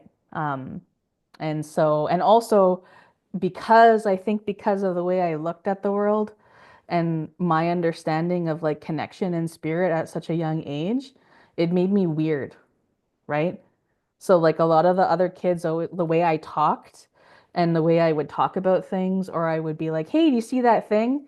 And then, or do you see that person? And these kids would be like, "You're a weirdo," right? So I had to deal with that like a lot when I grew up, was like being a weird kid. Um, and so I learned to stop talking about it because I noticed when I talked about it, it used to get me beat. Like it used to get me beat up. right? And so as my parents, my mom, she didn't get the support she needed. So my mom, really struggled that whole time from when I was that age till I was about a preteen, with addictions of her own and her own struggle with alcohol. And so my mom used to take off a lot when I was a preteen. So I used to be kind of left to fend for myself. And my dad was really not around. Like I didn't see him that often. And so kind of got to the point where I was getting into some not good stuff. Here's me, 13-year-old, running around on the streets and, you know, getting into drugs, doing some things that 13-year-olds should not be doing, right? And finally, my mom just had enough. For whatever reason she ended up taking off to the US, and that was the last time I really ever saw her living like close to me. I was about 13. And then I moved back here with my dad, and my dad being, kind of on his own journey, right? My dad was also seeking healing and going back to have counseling and to deal with his own things. And but he was like ran a really tight house, right? So I wasn't allowed to like do the things I was doing before, but that was okay, right? Like that actually was what I needed. I needed some stability and some structure. And as much as we had our own issues here in this house, especially due to like my grandfather, like I said, my grandfather, he did the best he could with what he had, right? But being a day school survivor and having the experiences that he had, right? And I won't share too much of that because that's his story and I want to protect his peace. It's not nice. It's not good stuff. And so that ripple affected into the whole family, right? And, I could ask my gram, she could tell you from her own experience that, we're still unraveling and, sorting through that stuff even today, right? But when I came back here, that's when all of not the vision, but the experiencing spirit like amped up again, right? Being back in this house. And so let me just put it this way. If you ever stay here, um, it's not you get to know that spirit's around. They make themselves very known that they're here and they're not going anywhere. Right? And so you get used to, at least me, I get used to coexisting with them, and I actually find comfort in it right now, being who I am now.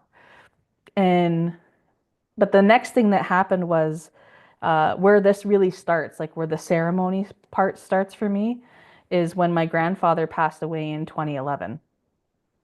So my grandfather, being, he was a very like Christian guy. He played in a bluegrass band, played the mandolin, and he was very active in that way. Because he found that, Christianity helped him. It helped him in some way, right? So I don't begrudge him that because that's important. Like that's what helped him with his healing. But when he got to his older age, when he started to go towards the eastern door, right? He started to get closer to creation again, like back to spirit. He started to connect more with the ways, right? He was really asking for that and asking more questions. And at the time, that was when myself and my other cousin were starting to kind of redo our own reconnecting, right? So he was asking us a lot of questions. And when he passed away, what we did is we did a Christian ceremony for him, but we also did a condolences in Ongwahonwe tradition. And so we had, our traditional side of the family come and do tobacco burning. We did the sacred fire. We did the 10-day. We did the whole thing, right? And so one of the things that was asked of us was to, from the cousins was to, and the young ones was like, step up to help make this ceremony happen. And so people were really squeamish about staying up with spirit. And so me being me, I'm like, well, I can do it. I'm just a teenager or like a young adult at this point. And I'm like, well, I've never had an issue with hanging out with spirit, so I'll do it, right? Again, I'm not going to go into the details about that, about how that was like, but that's when I really started to understand that these, like what you're saying, Ralph, about, our human minds, we make up these roles that to try to like categorize things, right? To try to create divisions. And when you sit with spirit, you start to understand that doesn't exist.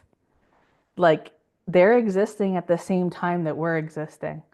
All of those pieces, those illusions just collapse, right? Like when you're really spending time with spirit.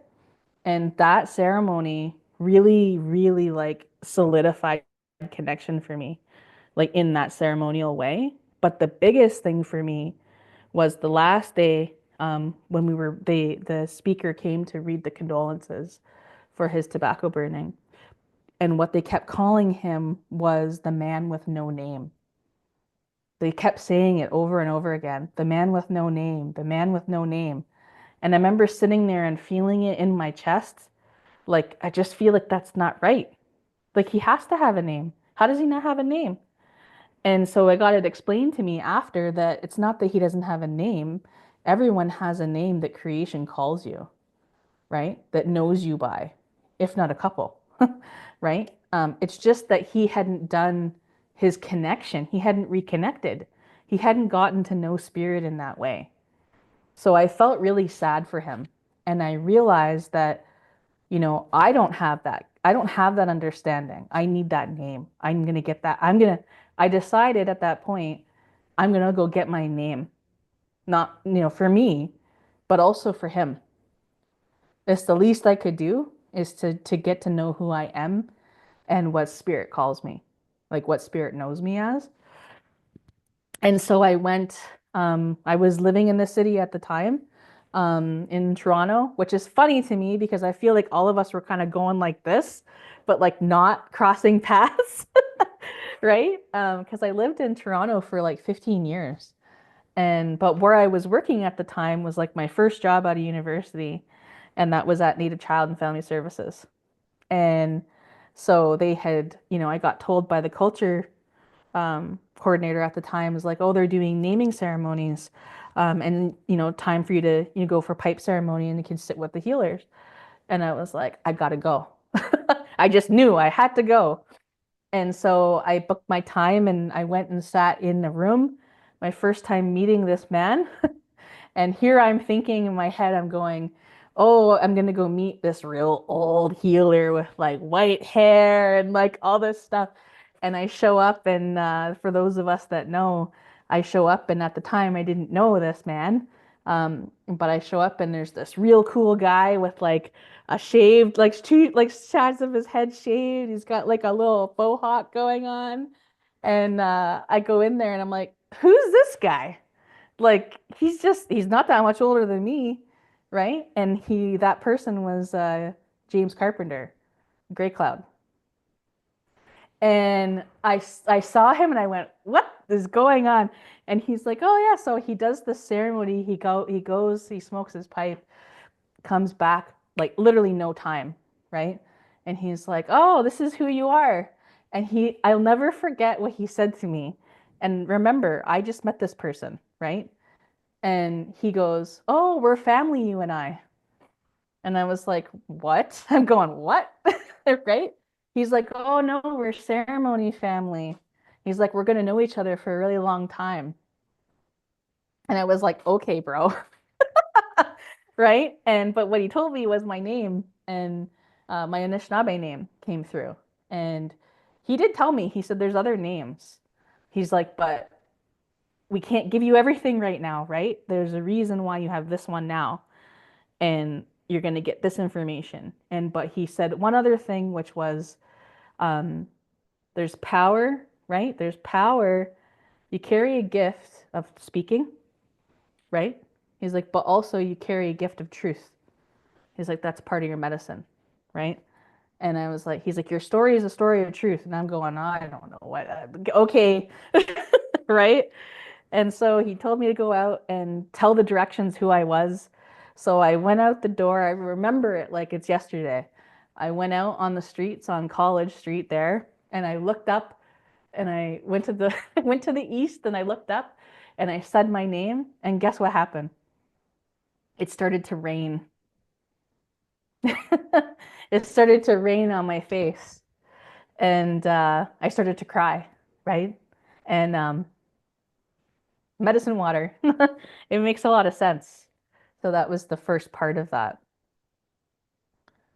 And so once I started, I started going and mentoring with James and really trying to like build my connection, right? Because the way that James mentors, if anybody who knows him, he really approaches, supporting people and reconnecting by just helping you in acknowledge and in live your gifts, right? It's not him doing anything. It's him supporting you and holding space and teaching you, guiding you back to cultivate connection. Because we all have the power to do that. Just like Ralph said, we all have the capacity to do it, right? And so I had asked him a long time ago if he would teach me, right? Teach me some of these ways, some of these, like I want to go to ceremony. So he invited me out to my first fast, and I've gone to so many fasts now I've lost count. I don't know how many times I've gone fasting. And every time I get a little bit more, I get a little bit more. And I remember, this is years of that going on. And I really wanted to dedicate to it, right? I said, oh, I really want to be like a super shkabe, right? Like, I want to be a really good shkabe for you, right? I'm thinking this is at the time thinking I'm going to do it for Carpy, like for James. But what he kept reminding me is like, no, you're not a shkabe for me. You're a shkabe for the people. He's like, that's what a shkabe is, right? And so he said, he helped me give me so many teachings about, what that means, right? And what it means to be a ceremony person, what it means to be a medicine person. And so I'm so grateful, right? I'm always grateful to Grey Cloud. I had lots of teachers. Been privileged to have lots of teachers over the years. Um, Notably, like I spent a lot of time with Pauline Shirt. So, Pauline's always got a special place in my heart. I spent some time with Liz Akoenzi. Spent some time with Alva Jameson down here in Six Nations. Diane Hill is another one of my teachers. And I've even, I have a special bond with some of my South American family too, right? But, all those people are important, but James is really the one who's always kind of taken me under his wing and has like, guided me and been that, support for me. And so um, we get to the point where, I'm the president of the Native Canadian Center, for those of you that didn't know. Not right now, but I was back in that time around 2017. I was there for 5 years. And that's when my vision started to really open, and I had this vision of an eagle fan. Well, I didn't know what it was that was, in my dream. But I had this dream that I had a dream about a lodge, but I also had a dream about this eagle fan that fell open. There's a little hole in the sky, and this eagle fan fell right in front of me and fell at my feet, right? And I was going, whoa, what is this about, right? So, and then I also started dreaming about the boggin, right? Like the pipe. Started having dreams about the pipe. And so I'm taking all of this back and, I'm sorting this out. And, again, Grey Cloud just being really reassuring, like, don't worry, it's going to come. Everything comes in time, right? It'll all line up how it's supposed to line up. And so I just trusted, right? Trusted spirit. And it was amazing. And then I remember this at the Native Canadian Center. This was just shortly after I had this dream.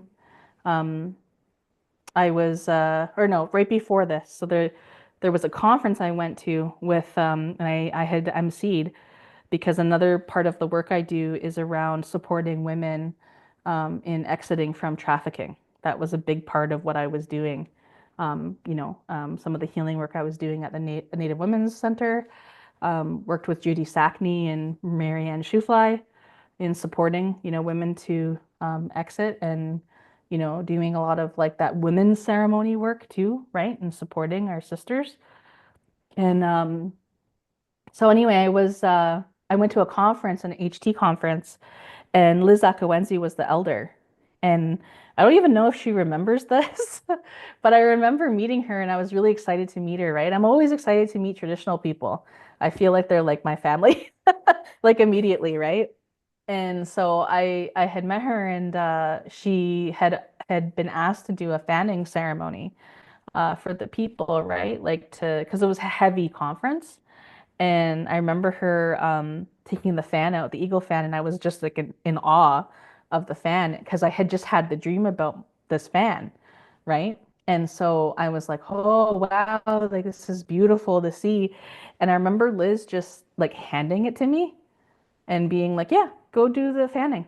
And I was like, oh, I don't know what I'm doing, right? Like I don't know how to do this. And I remember Liz being like, no, you know how to do it. It's you just trust, listen. It'll tell you what to do, right? And so I was going, okay. So here's me. I end up doing this whole fanning for like 100 people, right? And afterwards, it was like just so natural. And she was right.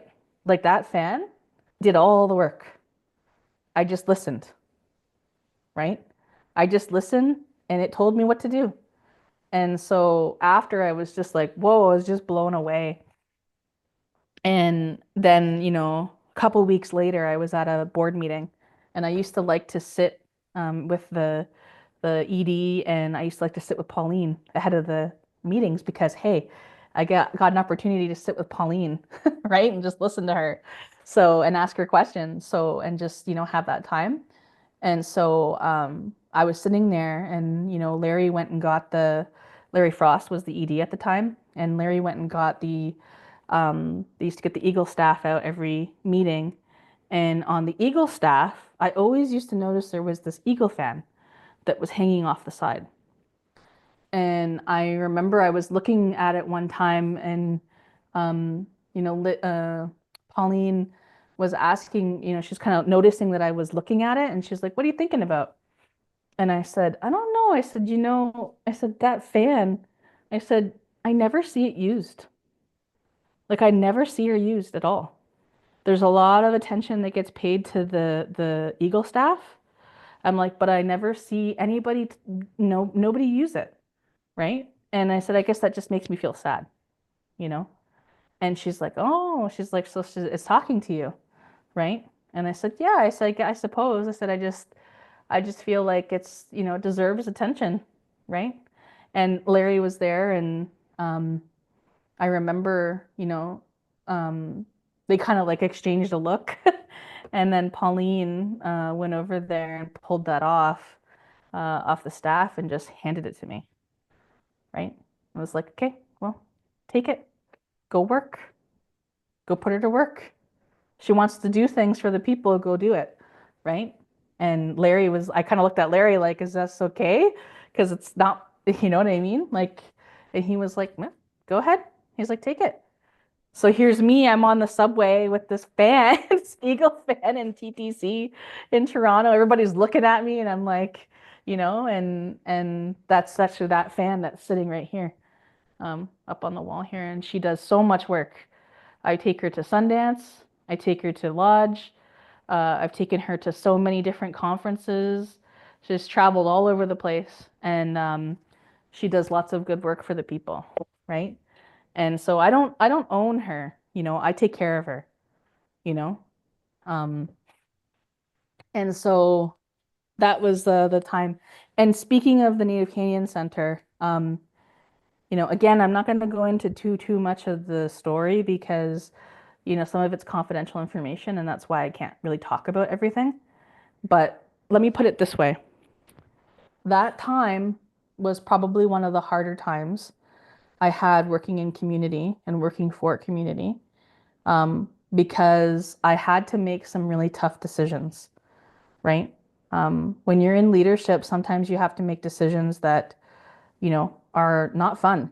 Um, but again, it's always leading with that Debwewin, with the truth, right? And trying to do the best of what you can and what you think. of how to, protect your community. And it's always hard to find balance, right? And especially in like the times that we live in, the society makes it so hard for us to have very clear ways of how we do that, right? So basically, what ended up happening was there was some conflict in the community, and a lot of the community started coming after me, and I was, getting violence, physical violence, thrown at me from people. I was getting death threats. I was getting harassed, right? Going to meetings and trying to go home, and it was a pretty scary time. Really, not so much about the physical side of it, like the human side of it. It was the spirit part of it that really hurt, right? And so I actually went to go fasting. What's the answer, right? I'm like always, what do I got to do? What's the answer? Every single time, it's always ceremony. For me, it's like go to ceremony, go to the land, go talk to your helpers, go connect with spirit. They'll help you. So I remember that year I fasted by the birch, and when I came out after the fast, James had told me like you got your lodge, like your lodge is here now, right? And a lot of it was because of having survived. Because you think about the birch, right? You have that has the lines, and there's a story connected to that around the lashings, right? The birch tree took a lot to protect the people and to, absorb, some of that. Um, so it was not a coincidence that I was fasting there. And I took a lot of lashing for the community. But the one thing, the reason why it came, the lodge, was because even after all of that, and it's the same thing now, right? Um, Even after all of that, I still love my community. You know, they couldn't do anything that would make me um, not love them, even when they're hurting, right? And so Carpi was telling me, he's like, that's why, right? Because you can do it, right? You can use that lodge for yourself, right? Protect yourself, help that connection for you, but then be able to do that and help people with it and give that knowledge, right? Hand it off. Uh, so that's what you know, decided to, I took up the responsibility, and none of this I take lightly, right? Like none of it I've ever taken lightly. And shortly after that, my because what was going on simultaneously through all of this is I was in a very abusive relationship, at the same time as all of this. So I had to navigate myself out of that. And again, yet again, what kept me going, what, saved my life, was ceremony, right? Always. And so, I really leaned into that and got the strength to get out of there. And, I just took that with me into the future. And then the pandemic happened. So we all know what that was about. And yeah, and then, leading up into this time in that space, there was a lot of things that happened, and just really, really leaning into that connection. And I'm not going to say it here because it's a long story. It's a story that I tell at Sundance, and Kelly can attest to how long it is. I tell it on the heart medicine day, and all the fasters and the dancers are just like, I want the medicine. And like, will you, this woman stop talking? But one of the things I tell them is the experience I had. Um, but the very small version of it is I had after the separation, I slipped into like a deep depression, right? All my grief caught up to me, and the grief from everything, not just like the relationship, but like my past, the time with my mom, my family, like all of the things, right? And one of the things that, again, I did was, I put myself in my own fast and I asked Spirit because what was happening in my mind being so twisted was I wanted to go home, right? I was like longing for home, not to be here anymore. And so I asked, to tell me, show me, why do we feel like I want to know what this is about? Like, what am I supposed to be learning about this? And so uh, my vision, ended up taking me to, and I'm not lying, right? No word of a lie. I can't make this up, right? But they took me and I went and visited with like creation, like creator's home, like the dark place, right? And I was able to have a conversation with them. And what I asked them was, because remember I was really deep in my grief, right? And I asked them, I said, why do we feel like this? Like, what's the purpose, right? Like, as a human, like, what is this? This feels awful. Like, why do we feel like this? Why do we have such deep grief? And what Creator told me was, we're made in the likeness of them, right? All of us. And it's just like, when Ralph was talking about, in spirit, they don't give a damn about our status card. They don't care about what nation you come from, right? All it is spirit to spirit, right? And what they were telling me was, you're created from my love, but you only have love with grief. They're intertwined with each other, right?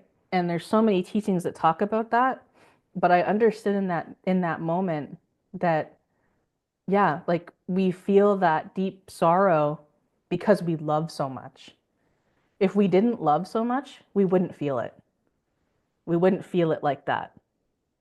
And that feeling is actually how Creator felt before we were created. So we're actually made from the same amount of like grief and love that Creator has. So much of it that it had to go somewhere, right? And so back to this, this long-winded story around, what makes it so that I'm able to do ceremony, right? And hold these responsibilities. I really think that it's because I'm willing to go there. Like I've been in the depths of things, you know? Like I've really sat with my shadow and I've had to sit in the muck, And but I was able to get myself out with ceremony. So what I think about ceremony is it's not about being like, because Kelly and I, again, another part of Memengwaa, like why we're doing it in the way that we're doing it is to kind of break this stereotype of, and even the stigma around like how people put healers on pedestals, right? Like they think that the healer does the healing. That's not how I've been taught. What I've been taught is we're all healers, you know? Like we all have the ability to do that. Why I'm given the responsibility, right? To caretake the teachings and caretake the ceremonies, um, I think is because like I can handle it. Like I'm at the place where it's not gonna break me to witness someone else's pain, And all I want to do for people is to guide people back to their ceremonies, to what's rightfully theirs, help them cultivate that same connection that I've been privileged enough to have nurtured, right? And help everybody understand, like Ralph said, that we all have the capacity to heal. We all have a right to it, right? I just happen to know one way. I happen to know one of the ways that you can get there. Just like Kelly knows ways that you can get there, just like Lynn knows ways that you can get there, just like Ralph knows ways that you can get there, right? And that's the beauty of creation in itself, is we're not all made the same. That's by design. We all have gifts, right? And so that's, I guess, what qualifies me. I don't even know. Like, I don't even think about it that way. I just look at it as I just want to create spaces where people feel safe enough to be themselves, and where they are nurtured to be able to have a clear pathway back to themselves. That's literally all I want to do. That's what I try to do, right? In the ceremonies. I try to be those teachers that did that for me, right? Just like how Kelly's saying she tries to be like Ralph, right? And one thing about Kelly and I, like, I don't want to speak for Kel, but I know for myself, I don't want to hoard this. Like, I don't want to hoard my love. I don't want to hoard my knowledge. I don't want to hoard any of that. If anything, I want to give it away to as many people as I possibly can, because that's what's going to change the world. That's what's going to make us stronger, you know? And I can use what I know, right, from my own experiences and transmuting that.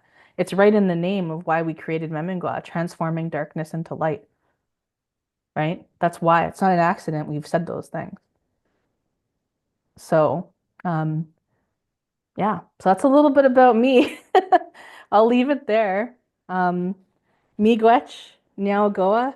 Oh, one thing I will say, I guess, is one last thing is, because I get asked this a lot, is like, why am I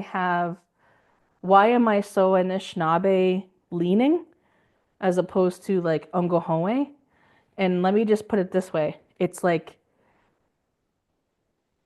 it's hard to balance. I'll just put it out there like that. It's a lot of information to try to know and do, right? But I will say the reason why I know a little bit more about the Anishinaabe side is because my Anishinaabe kin are the ones that brought me close first, right?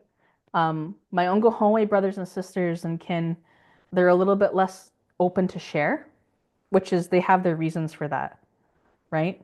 But I will tell you, I'm trying, right? I'm really trying to reconnect with those pieces.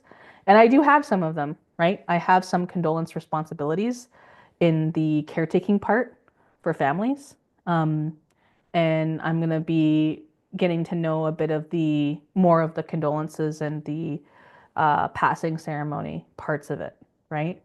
Um, and then reconnecting, and just going to have to, grit some of the politics that go on in my community, because there's quite a bit, right? But the way I understand spirit is, like Ralph said, it's not either or, it's all, right? So my understanding of spirit and my relationship to spirit is not just Anishinaabe, it's not just Ogohoe, it's not just, this land. It's so much more than that. It's like way bigger than that.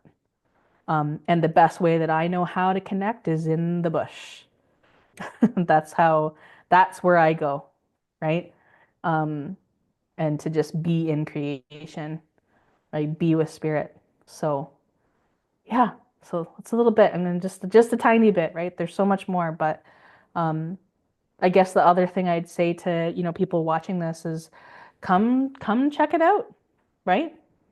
Come see for yourself, come experience for yourself.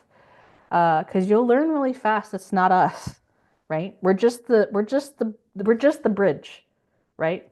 We're just facilitating. Um, Especially when it comes to fasting, like that's between you and spirit, right? We just help make sure that, you're supported and cared for so that you can do that good work. So, miigwech, now goa.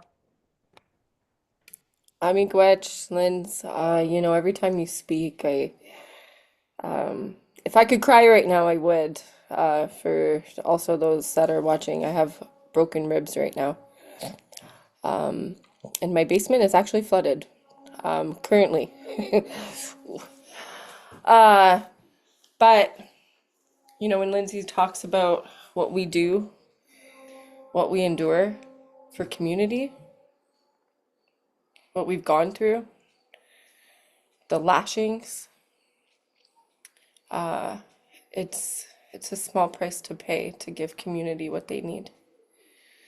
So as I sit here, and with broken ribs and I can barely breathe, and my basement is flooded, community needed to hear our stories, and they needed to hear our truth. So I hope it's enough. Um, a lot of things that all, like, Linny shared and Lindsay, ceremony saved our lives. Each and every one of us. Every person that's sitting in this Zoom right now, ceremony has saved their life to some context. Or they've sought out ceremony to help with the challenges of this life. And that's something really special. And I also don't take that lightly. I healed myself, and I didn't really have anybody to help. It took me a long time. I was an addict for 20 years of my life. So when people ask, why do you get to sit here and do the work that you do? Because I don't want it to take somebody else 10 years. It took a lashing. It took a beating. It took many. So that people don't have to take it. I'll sit with somebody while they're withdrawing and shaking and crying just so that they don't have to do it alone, because I've done it alone and it's hard.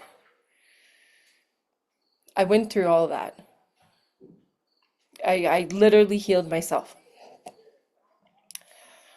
So as a helper, as a shkabe, my entire life has been an intense amount of training to do what I do. Lindsay talked about land-based detox. I am one of the very few people in this province that knows how to do land-based detox 100%. I call myself Baby Ralph and Baby Dennis. Okay? I did it. I'm doing it. I do the work every single day. Every single day. And I do it for my kids. I do it for your kids. I do it for the next 7 generations. And I do it for the 7 generations that came before us. Everything that we're doing is helping. So, do I feel bad about it? No. Would I sit in the experiences that I've had 10 times over just to help somebody believe that they can help themselves and get them through? 100%. I come from violence, alcoholism, addiction, racism, all the shitty things that our people have endured. I come from all of that. But now I'm stepping into the beauty. I'm stepping into ceremony. I'm stepping into the very thing that saved my life. I'm out here trying to save people from the darkness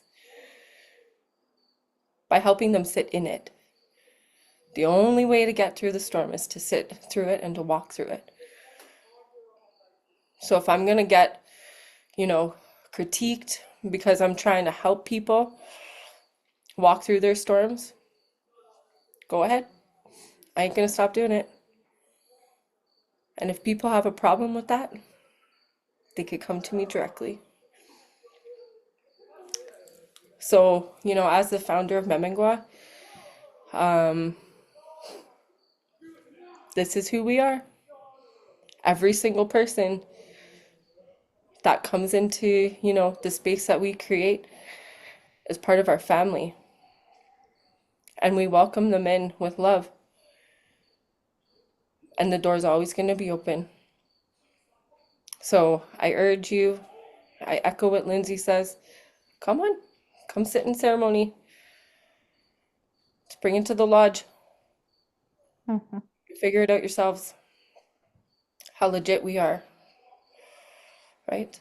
If you still have questions, you know where to find us. This recording is going to be on YouTube because I'm never going to say this ever again. So, you know, I say miigwech. And if I like I One said, what? Go ahead. one last thing I'll say too is that there's this I don't think we have the time to get into it, but we are planning to have some of these other conversations. But one of the things that I also heard in the concerns or the criticisms was, oh, well, you better not be doing it for money, right? But we're here to tell you, we don't do this for money. We pay for this out of our own pocket.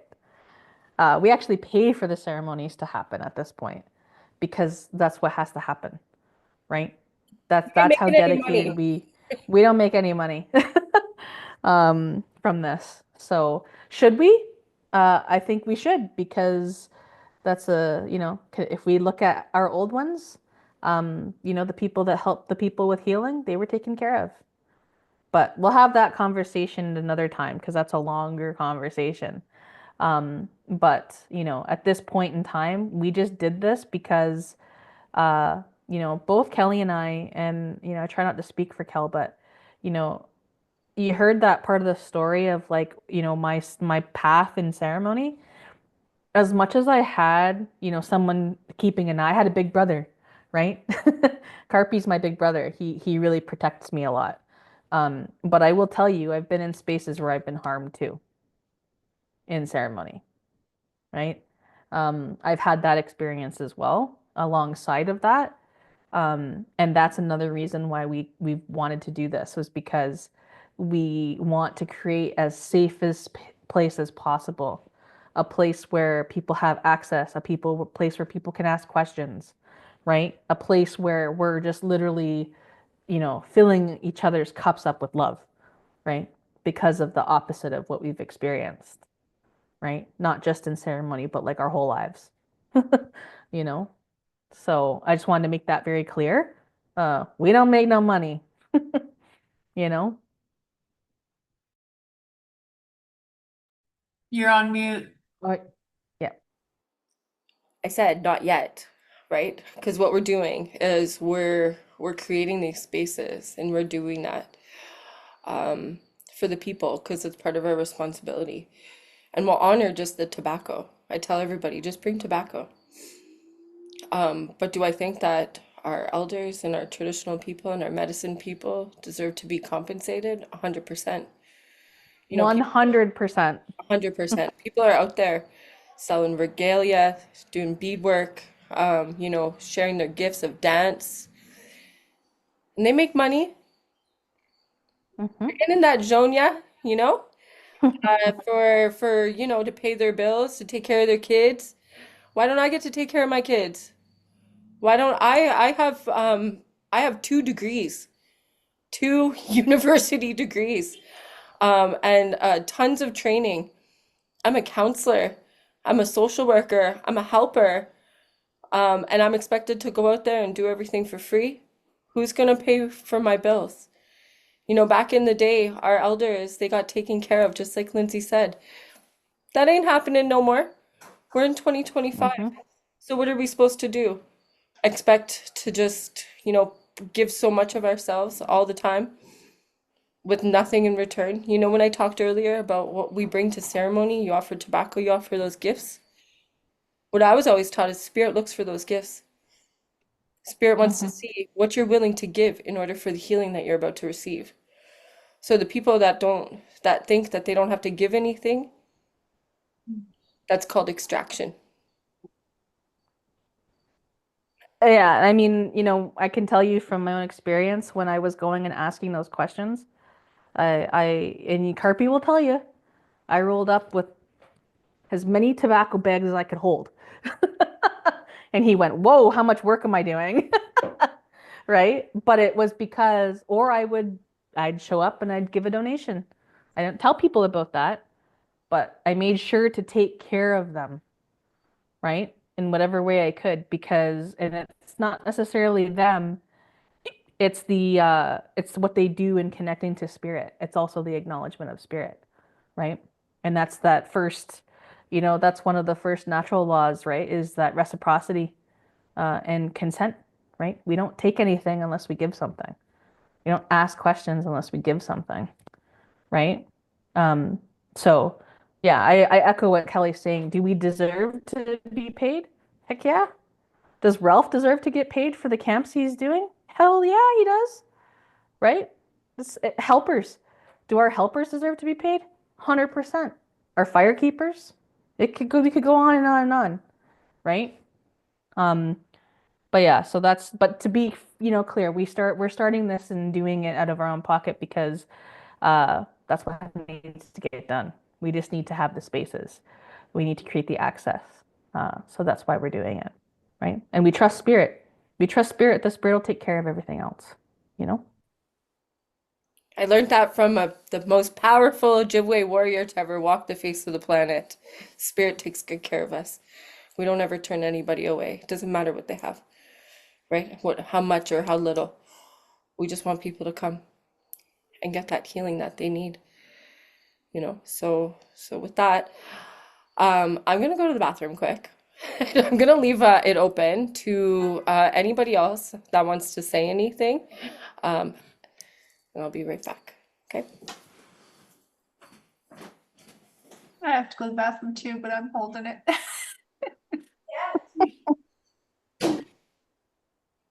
Tammy, do you have any comments? Sam? I'm just amazed with all of you and the work that you've done, and the lives that you've lived and what you're bringing forward. You speak the words of so many people that are afraid. I'm one of them, right? And I really appreciate you guys for everything you're doing. And I'm so looking forward to the fast. Yeah. I love ceremony. It's my favorite thing. Yeah, Miigwech, so you want to Gray go Cloud up? is my guy too. Nice. Yeah, we spend a lot of time together. Ray Cloud Yeah. actually did Kim's funeral for us up in Penetang. So Mhm. Kelly's mom. So Yeah. he's Harpy's awesome. good peeps. He really is. Hmm. And where are you now, Ralph? Oh, you're muted, hun. Oh.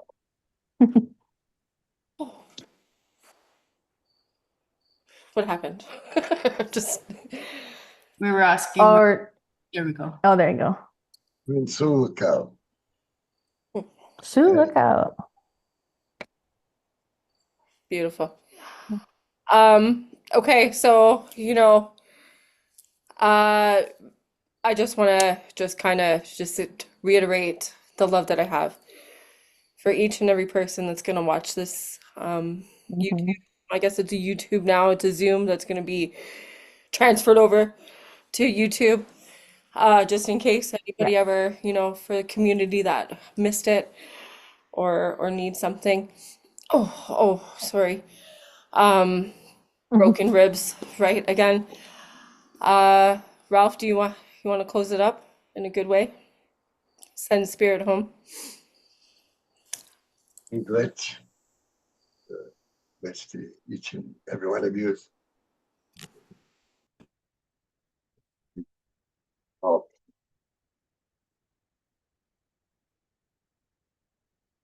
stories.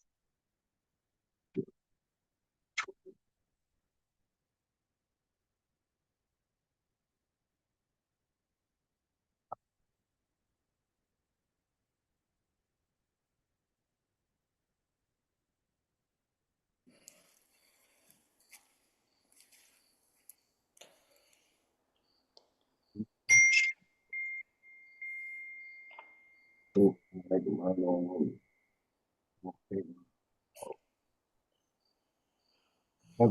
kay ako, si ang manibika nga to siya. riconoscendo sempre cortese na che capobam seot we memendege ko ek tegavo and each can see we tegabe anima inga we game pigo na big pa kinasuge go magan staidung ki e batmo sen we mati singi mi dison no we see marsh piningabo ba kinasuge go guys nan shinabe pininginabe e question dina we memendege tu uscisse tutto le marce sinina visto che oggi na e get gash na wage but was send the man so the dash from si join the man which in an e get any doing to shine the young side yeah for me yeah mi guardi mi guardi mi segue mi guardi. Oh, miigwech, miigwech, miigwech, miigwech. Lots of love to each and every one of you. Um, Words can't express the gratitude that I feel. I feel really honored to be in community, and I feel really blessed that I got a chance to sit here and share truth with my auntie and my sister and my ceremony family. So with that, travel safely and miigwech, bama. Keep up the good work. Yes, yes. Miigwech. Lots of love, everybody. Gisha Winnaman Kazagan.